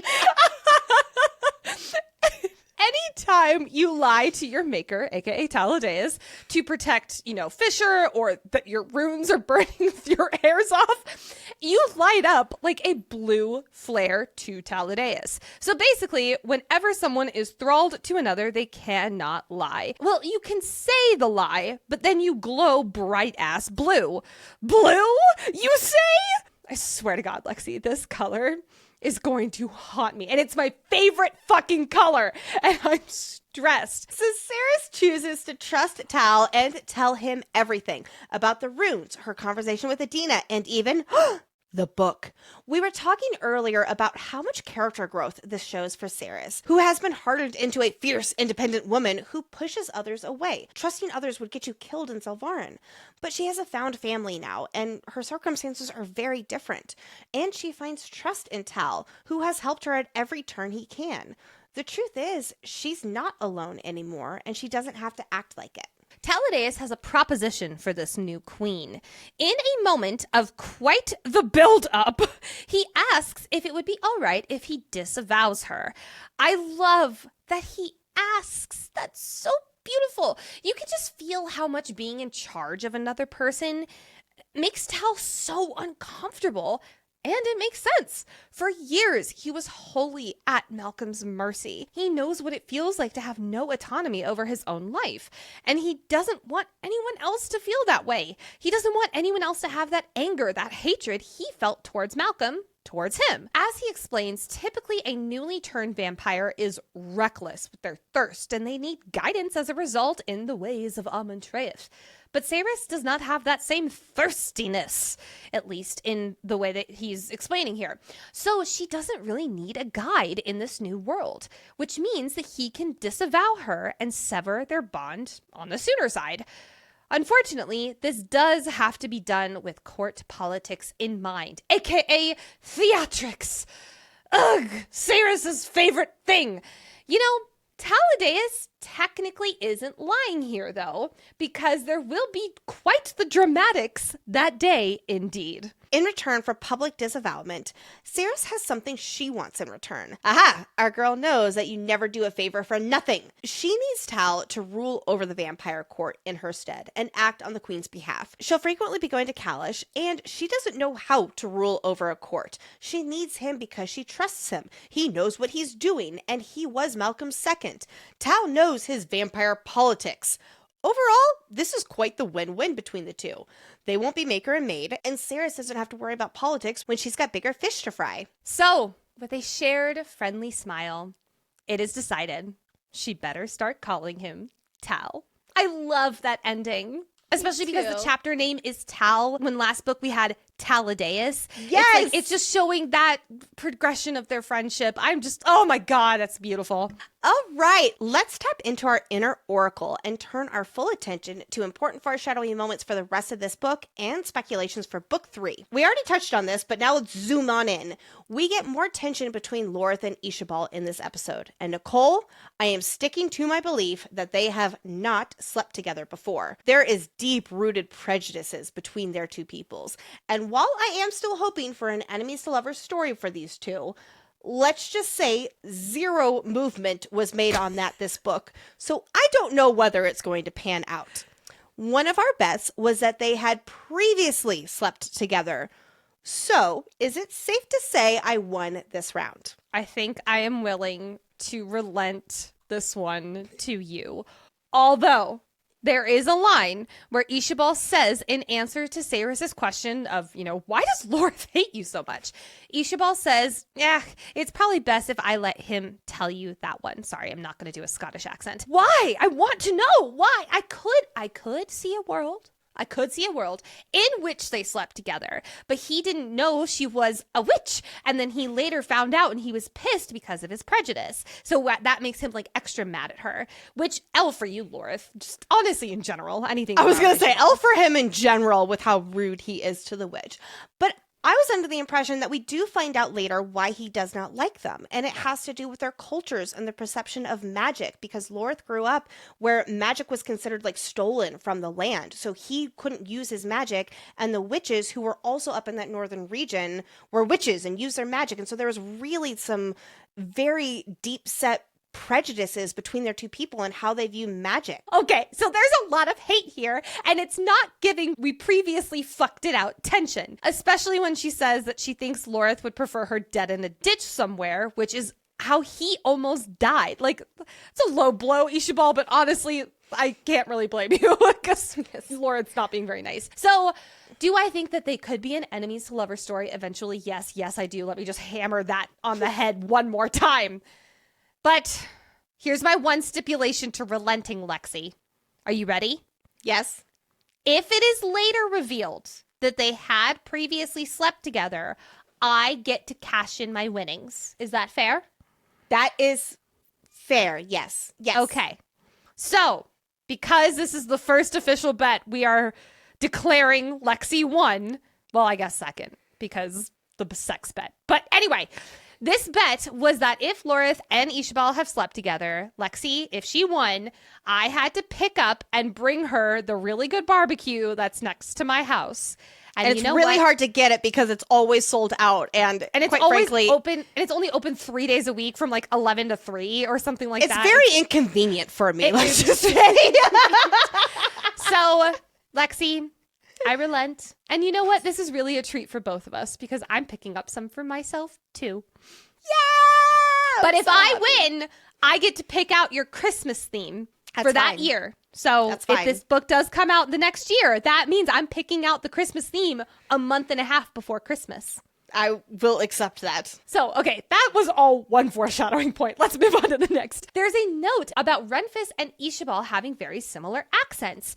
We don't know where Renfis is originally from, so is he from the Balkadir witch clan, but then he moved away? And is his mom a Balkadir witch? Oh, Nicole, if we just bring out our handy-dandy map, the Balkadir witch clans are north of the Shallow Mountains in Galaria. So I'm guessing Ren is from Galaria and probably just north of these mountains too. Okay, I can accept that. We do know that he's not from Aegean Sky. So before you're like, wait, but he's from Aegean Sky. He got to be one of the Knights of Erythian because of the Battle of Aegean Gate and all that stuff. We'll get into that in the last episode of this deep dive. While we're on Renfis, the meaning of his back straightening whenever Everlane's name is mentioned is just so sweet. And I love how Fisher mentions in his inner monologue how he never calls out his brother's reaction. I just love them. I want to see them get together, but in order to do that, Everlane has to wake up. So we'll get more into this, I believe, next episode, but we are learning that Saeris has not slept since she turned into a half vampire. Vampires don't sleep a lot, especially soon after the transition, because they are so restless. And we also learn that she has a much smaller stomach now, too. I'm assuming between vampires not really needing to eat, they drink more blood, and as a half vampire, Saeris may not need to drink blood, but she also doesn't have to eat very much. All right, once again, we are wondering why Saeris' tattoos do not move, but some of Fisher's do. Saeris is wondering it too. I have nothing else to add to that, just clocking it like usual. I guess where you're calling this smell watch, because last episode we talked about how Fisher says that he has a better sense of smell than most. And you, Nicole, noted how the goddesses smell emotion and feelings on him, wondering if that's more of a god-like trait and another nod to how Fisher is half god.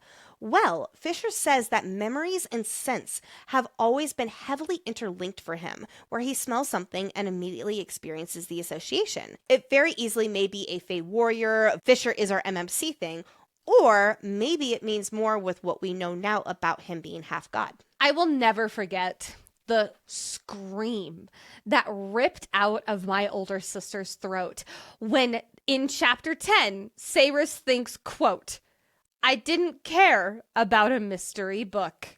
You all, I do not think I've ever seen Lexi matter at a female main character. I haven't been. I even paused it and I took a video to yell at Saeris for that. You never, ever don't care about a mystery book. Saeris, I still haven't forgiven you for that yet. I reopened the wound. You reopened the wound. Tal telling Saeris that her runes indicate that she has regenerative magic and she can thus heal others. Yes, she will. And that little fox will be so grateful. I have another timeline headache, and that is about when Aegean Gate happened. Because in Quicksilver, and I promise I'm not pointing these out to be like, to point them out for pointing them out's sake. Yeah. I am pointing them out because in our previous deep dive, we were saying information, and I want to make sure that we are all on the same page here with you, our listeners. Mm-hmm. So in Quicksilver, I was convinced that the Battle of Aegean Gate happened 400 years ago because Fisher made a comment in Quicksilver that, quote, Nimril is the only thing that stood between Evelia and everlasting darkness for the past 400 fucking years. But here in Brimstone, it says that the Battle of Aegean Gate happened more than 1,000 1,000 years ago. Except Folly turned into a vampire immediately after this battle, and Brimstone also says that he turned into a vampire 800 years ago. That's two different timelines in the same book. Obviously, Zareth has gone rogue again with these damn timelines. It's fine. I'm fine. We're all fine. Sorry, but I just wanted to correct that in that way because I was saying 400 years ago when we were doing our coverage of Quicksilver. That is where I had gotten that 400 years ago, and now it is 800 plus years ago. At this point, Zareth is just trolling you, Lex. I'm convinced. Rimphis worries that if this rot spreads to Amontreath and infects the horde there, that is an entire army of super feeders. That is a very big concern that we should be really more mindful about. These feeders that are already at Amontreath would basically become indestructible because of the rot, as far as we understand.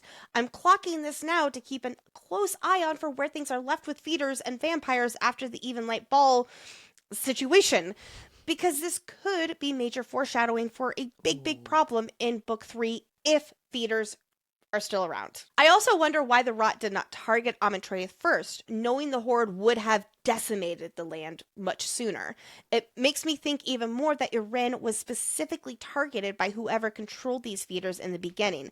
It knew that Fisher and other important people were at this war camp, and that is where it needed to target first, instead of being on the right side of the Darn and just walking 2 hours toward the place that they would have a lot more success with.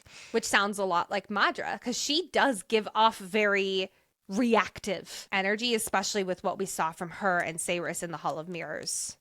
Yes. In Quicksilver, yeah. Now it is time to enter Alget's library with Guru the Shadow Cat, where each episode Lexi guides us through a world-building topic to help us deepen our understanding of this world and the magic within it. I love that we went into the library this episode. I love it when they all just match up so well with the segment names. All right, friends. So today's Alget's library topic is Sanis Roth, and more specifically, the vampire culture here at Amontreath. So Sanis Roth is located on the southern west side of this realm, directly below Yavelia, and the two territories are separated by that frozen river known as the Darn. Amontreath is 2 hours distance from the Darn, across the dead fields, a barren wasteland of ash and volcanic glass. It's not an easy place to pass through either. Feral feeders live in burrows dug deep into the ash and char, and they emerge hungry, nom nom nom nom nom, the moment the sun begins to set. You okay there, Nicole? You asshole! This is also where most shunned vampires end up. So at the base of the fortress Amontreath is the Cogs. And the Cogs is a small, circular, multi-tiered city of interlocking neighborhoods connected via staircases. The multi-level settlement has been built over the years around the palace's perimeter, with a wall enclosing the lowest levels of the Cog, separating it from the dead fields. We don't see too much of the Cogs and what each level looks like, but we do get a peek at the second tier that we were just talking about with the Fool's Paradise Tavern visit. This second level is frequented by blood mages, the Lichborn, and outcast paladins looking to trade questionable goods. It has shadowy courtyards down narrowed, covered walkways that branch off the main path, brick shops with crooked roofs, and window signs advertising tinctures, tarot readings, and familiars for sale. So, what is it like to live as a vampire, you ask? In general, everything about Sanis Roth is hard. The vampires have a very primal nature to them that is reflected in their society, which is why they hold so strongly to those traditions we discussed so much last episode. There appears to be a very clear-cut caste system, and while we don't know specifically what designates someone as a high blood versus a low blood, it is very clear that the vampires hold these designations in high regard. I know we touched on this last episode, but talking about the high bloods, they are the upper class of the vampires. They like to throw parties and sip blood out of jeweled chalices, including wine that is laced with fresh blood. Yummy! For the most part, the high bloods are fairly civilized, unless their food supply is cut off or disrupted. If that happens, the vampires will quickly devolve into the monsters they are known to be outside of Sanis Roth. In the Cogs, it's mostly the high bloods that are out and about doing their business. Every once in a while, there is a feeder here as well, but they are collared and being used as a replacement of, let's say, a pack mule, and are used as a pack mule would be. They are gaunt and thin, barely more than just rotting skin and bones, desperate for the blood that their masters taunt them with. We know that ungoverned or unenthralled fae are allowed, kind of, in Sandusroth, but they are not allowed everywhere here. There are some places like Fool's Paradise that only permit thralls and vampires. As they say, ungoverned fae are not welcome there. Although Lorth does not give two shits about that. Speaking of thralls and other vampire food sources, while we don't see these directly on the page, there are comments made about livestock breeding farms and feeding farms. And while we don't get specifics, which is probably a very good thing, on what these are and how they work, I'm going to assume it is where the unenthralled fae live and procreate until it's time for them to be food for the vampires. But I don't know that. Anyway, going back to Fool's Paradise, we see fae who are having a meal with their high bloods and they're being casually fed on. But there are also more spicy ways of feeding that make Saeris blush. We also see Talades taking part in this sexual feeding in his own personal chambers with willing participants because they get high out of it. After the midnight kiss, the bite that turns you into a vampire, life can be more than some vampires can handle. Without the proper guidance, it is easy to make poor choices, as Talades puts it. Quote, there are many roads to take in Amontreath, and nearly all of them lead to hell. The thirst for blood takes years to get used to, and it is very easy for young vampires to lose control and give in to that bloodlust. Vampires are able to feed on any type of blood, including animals like rats, but they prefer human and fae blood. They can no longer go out into the sun like they used to be able to before they were a vampire, because now, as a vampire, the sun burns their eyes and weakens them, leaving vampires to, naturally, be nocturnal species, and this only heightens the dark and depraved view of them, which they gladly lean into. Vampires tend to get extra tired during the day, and newly turned vampires can barely stay awake when the sun is out, except right after getting turned, as Saeris and Folly experience severe restlessness after turning vampire and they cannot sleep. Lastly, I want to touch on the different vampire bonds. The first one is the maker bond, and I'm going to use the word child to describe the transitioned vampire, as this is the analogy used in the book. This is the bond that forms when a high blood successfully turns a person into a vampire. Most high bloods don't care about the ramifications or the responsibility that comes with turning somebody. Here are some of the side effects of the bond. The maker can feel when their child is in pain, and both the maker and child are able to feel the emotions of the other one to some extent. A child vampire cannot lie to its maker.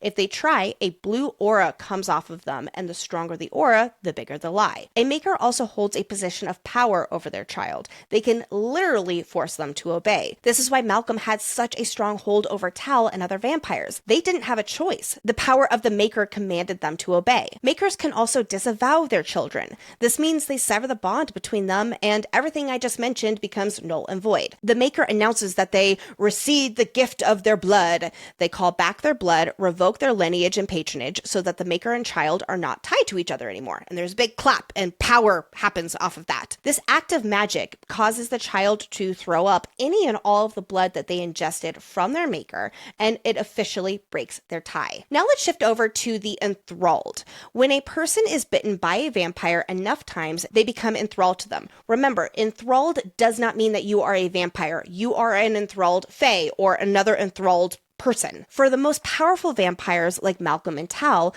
they only need to bite someone once to start the enthrallment process. Being a thrall means that they are bound to the vampire who bit them. They are mindlessly devoted to their master's needs.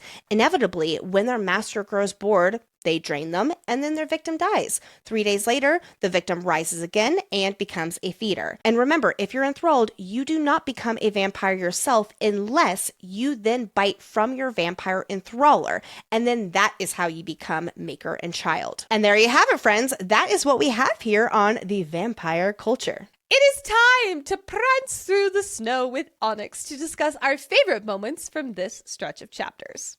We get our first mention of solar plexus. The internet has been wondering what the hell a solar plexus is. It's here. It's like right in front of your heart. Yeah, because it's a word that Callie does like to use. So your solar plexus is a complex network of nerves located in your abdomen. It's behind your stomach. So when you get like the wind knocked out of you, that is hitting your solar plexus. So think of it like where the stomach is.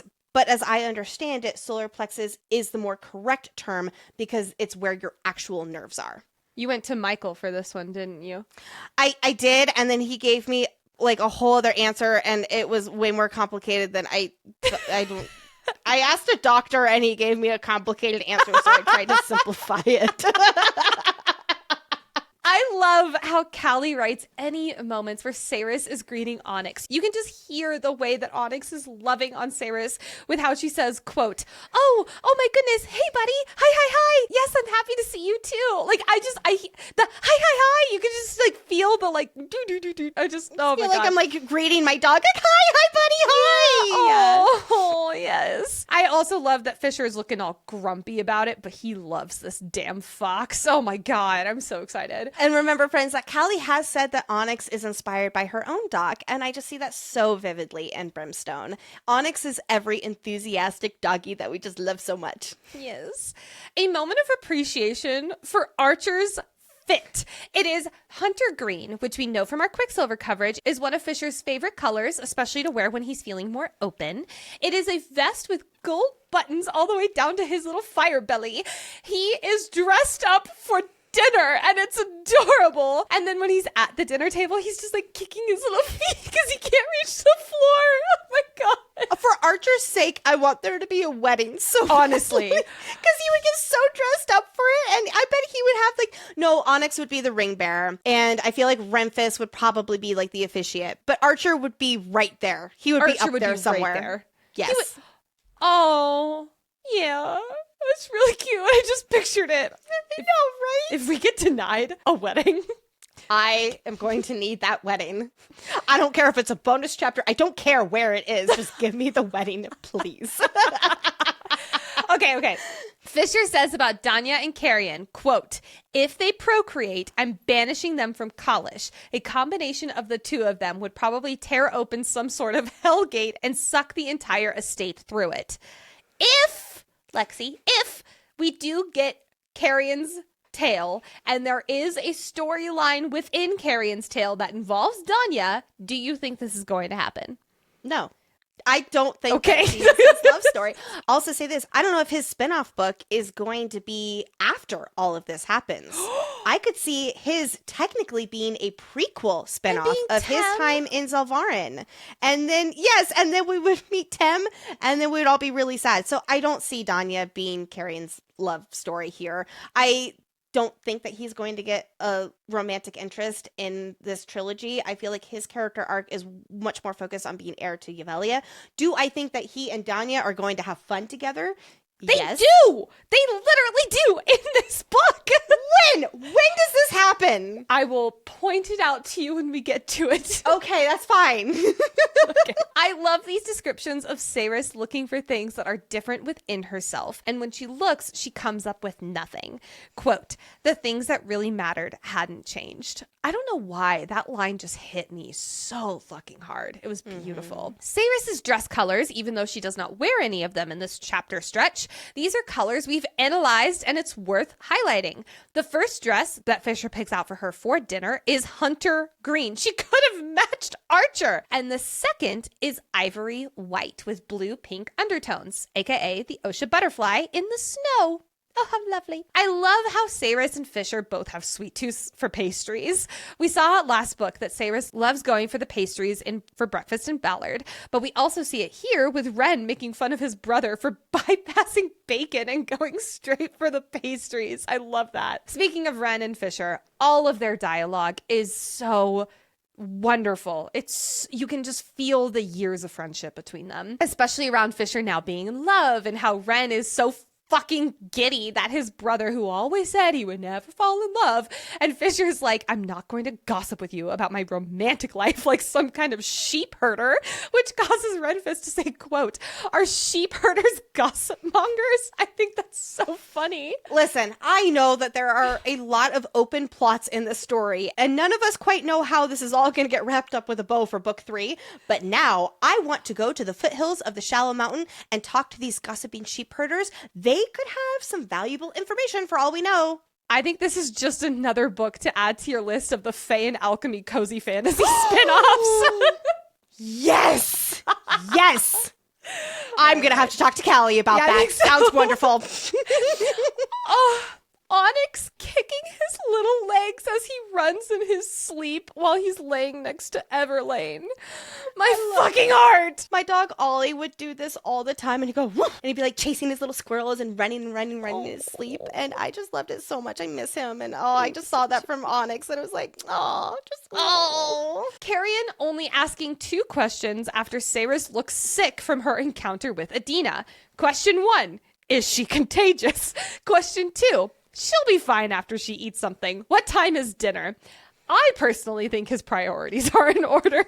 Lord's sarcasm is absolutely hilarious when Saeris chastises him for not being polite. And he says, oh, damn, I didn't realize we were doing this to be polite. Sorry, let me fix that. I challenge you to a duel, Saeris Fane. Would you please stab me with that shiny sword of yours? It would be such an honor. All right, friends, we need to close out this episode with a daddy watch. Remember, this is the section where we parse through every mention of Fisher's father to try to figure out if A, Finran equals Styx, Finstyx. B, Styx is Fisher's biological father and Finran raised him, so they're 2 separate people. Or 3, they're completely unrelated and I'm going on this wild goose chase for nothing and Fisher's statement at the very end is just completely figment. Well, so with you saying that, I do want to point out that the German translation of Brimstone, that final line of the entire book, it is not our father. It says your father. And so as I understand it, the German publisher did confirm that was not an error on their part. That was their interpretation of it.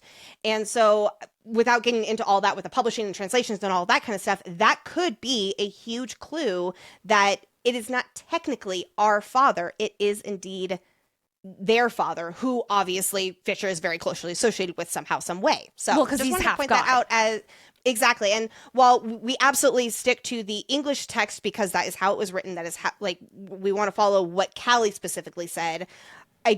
That could provide some extra context as we continue exploring all these possibilities. Yes, absolutely. And I do think that one of the reasons I'm still leaning towards Fisher being a spawn somehow, whether it's Finstyx or whether it's 2 completely different people, is because if he is half God means that he would have to have at least one God as a parent. At least that's how I'm understanding it. I think that is a very literal way of understanding it. God forbid I do that as a deep diver. Okay, we discussed Daddy Watch earlier in the timeline section of this episode, but there's one more moment I want to call to attention actually from that scene. Fisher says, quote, I barely remember my father either. This is to Carrion. And I don't pretend to know anything of plans made by gods. All we can do is make our own and hope for the best. Oh, Fisher, you're skirting around the truth because there's a lot here. 1, I don't think it's an accident that Fisher is mentioned and then the gods. I think that is foreshadowing for him being half god. However, he does say father here, not Finran. Now he is talking about my father, so that's not out of the question that he doesn't say my Finran or Finran. But I do want to be clear that he's not saying Finran, he's saying father. So it might be a nod to the fact that those are 2 different people. And maybe he was his biological father is Styx, but he was raised by Finran and Adina. But this also could have a double meaning. If Fisher's real father is Styx, but Finran raised him, like I was just saying, but he knew neither man very well, father could actually mean both men, both Finran and Styx, separate people. Yes. So also we have to remember that Finran does have shadow magic. Yes. As well. We see him use it in the bonus chapter. Maybe him and Adina were together. He knew, because he's a half god, he has shadow powers. He wanted his child to also have shadow powers.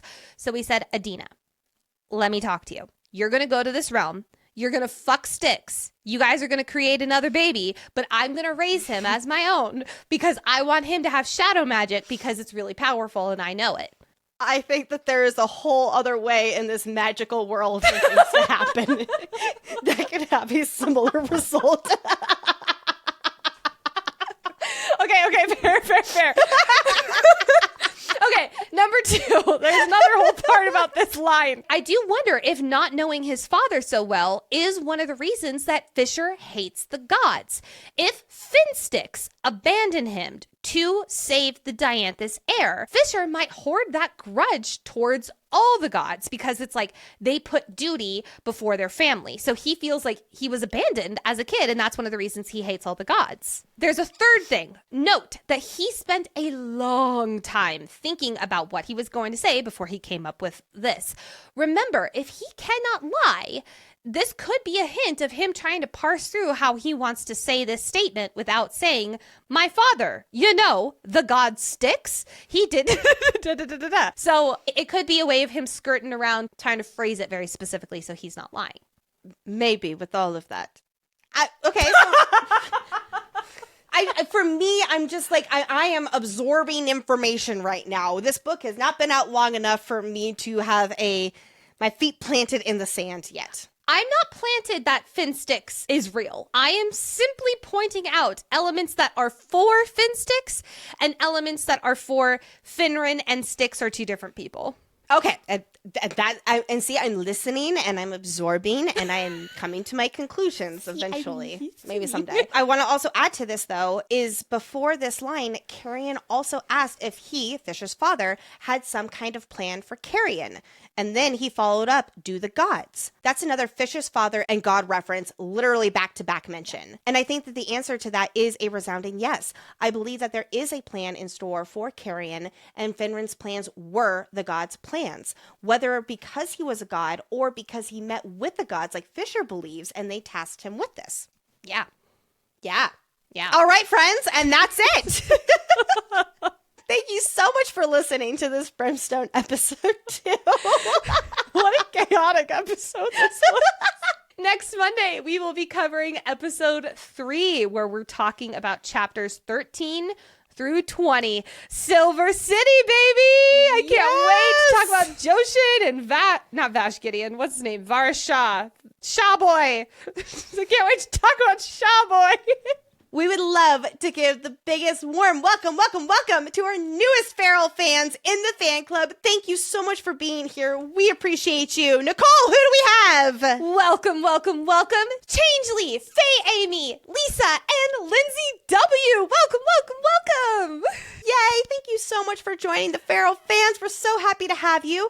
And friends, if you're like, hey, I want my name shouted on the podcast and be shouted with all this love too, join our fan club at fantasyfangirls.com/fan club. The link is also in the show notes. Also, be sure to keep an eye out on our social medias this week because we are announcing some very exciting coverage, a little different than we normally do, starting in February 2026. Thank you, as always, to our master librarian, keeper of all the Stargazer papers, aka our content researcher, Brooke, and of course, our executive producer, co-host of the Fantasy Fan Fellas, and our sanity manager, Hayden. We flippin' love ya. We are very active on social media with weekly trivia, book guides, and lots more. So please be sure to follow us on Instagram and /our TikTok at Fantasy Fangirls Pod. And if you're watching this on YouTube or you want to watch on YouTube, pretty please hit that subscribe button to keep following along. And same goes for the Fantasy Fan Fellas, to give them a follow at Fantasy Fan Fellas. Get all the latest on the new show where Hayden and Steven deep dive into Mistborn.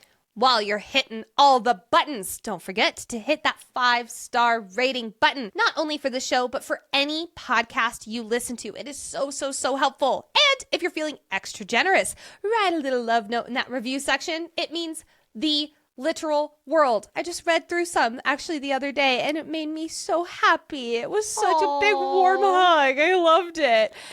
And friends, last but not least, share this episode with your fellow Brimstone friends. You know, I like to think that Zareth has interfered in many of our lives, and he has brought some wonderful people in them.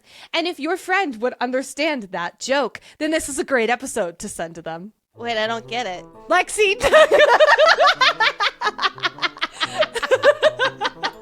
Okay, goodbye! Bye, everybody! Bye! Spatula. That's what I read right there. Sepulcher. Sepulcher. I'll work on it. Could have wanted to make sure. Sorry, all I think about is fish sticks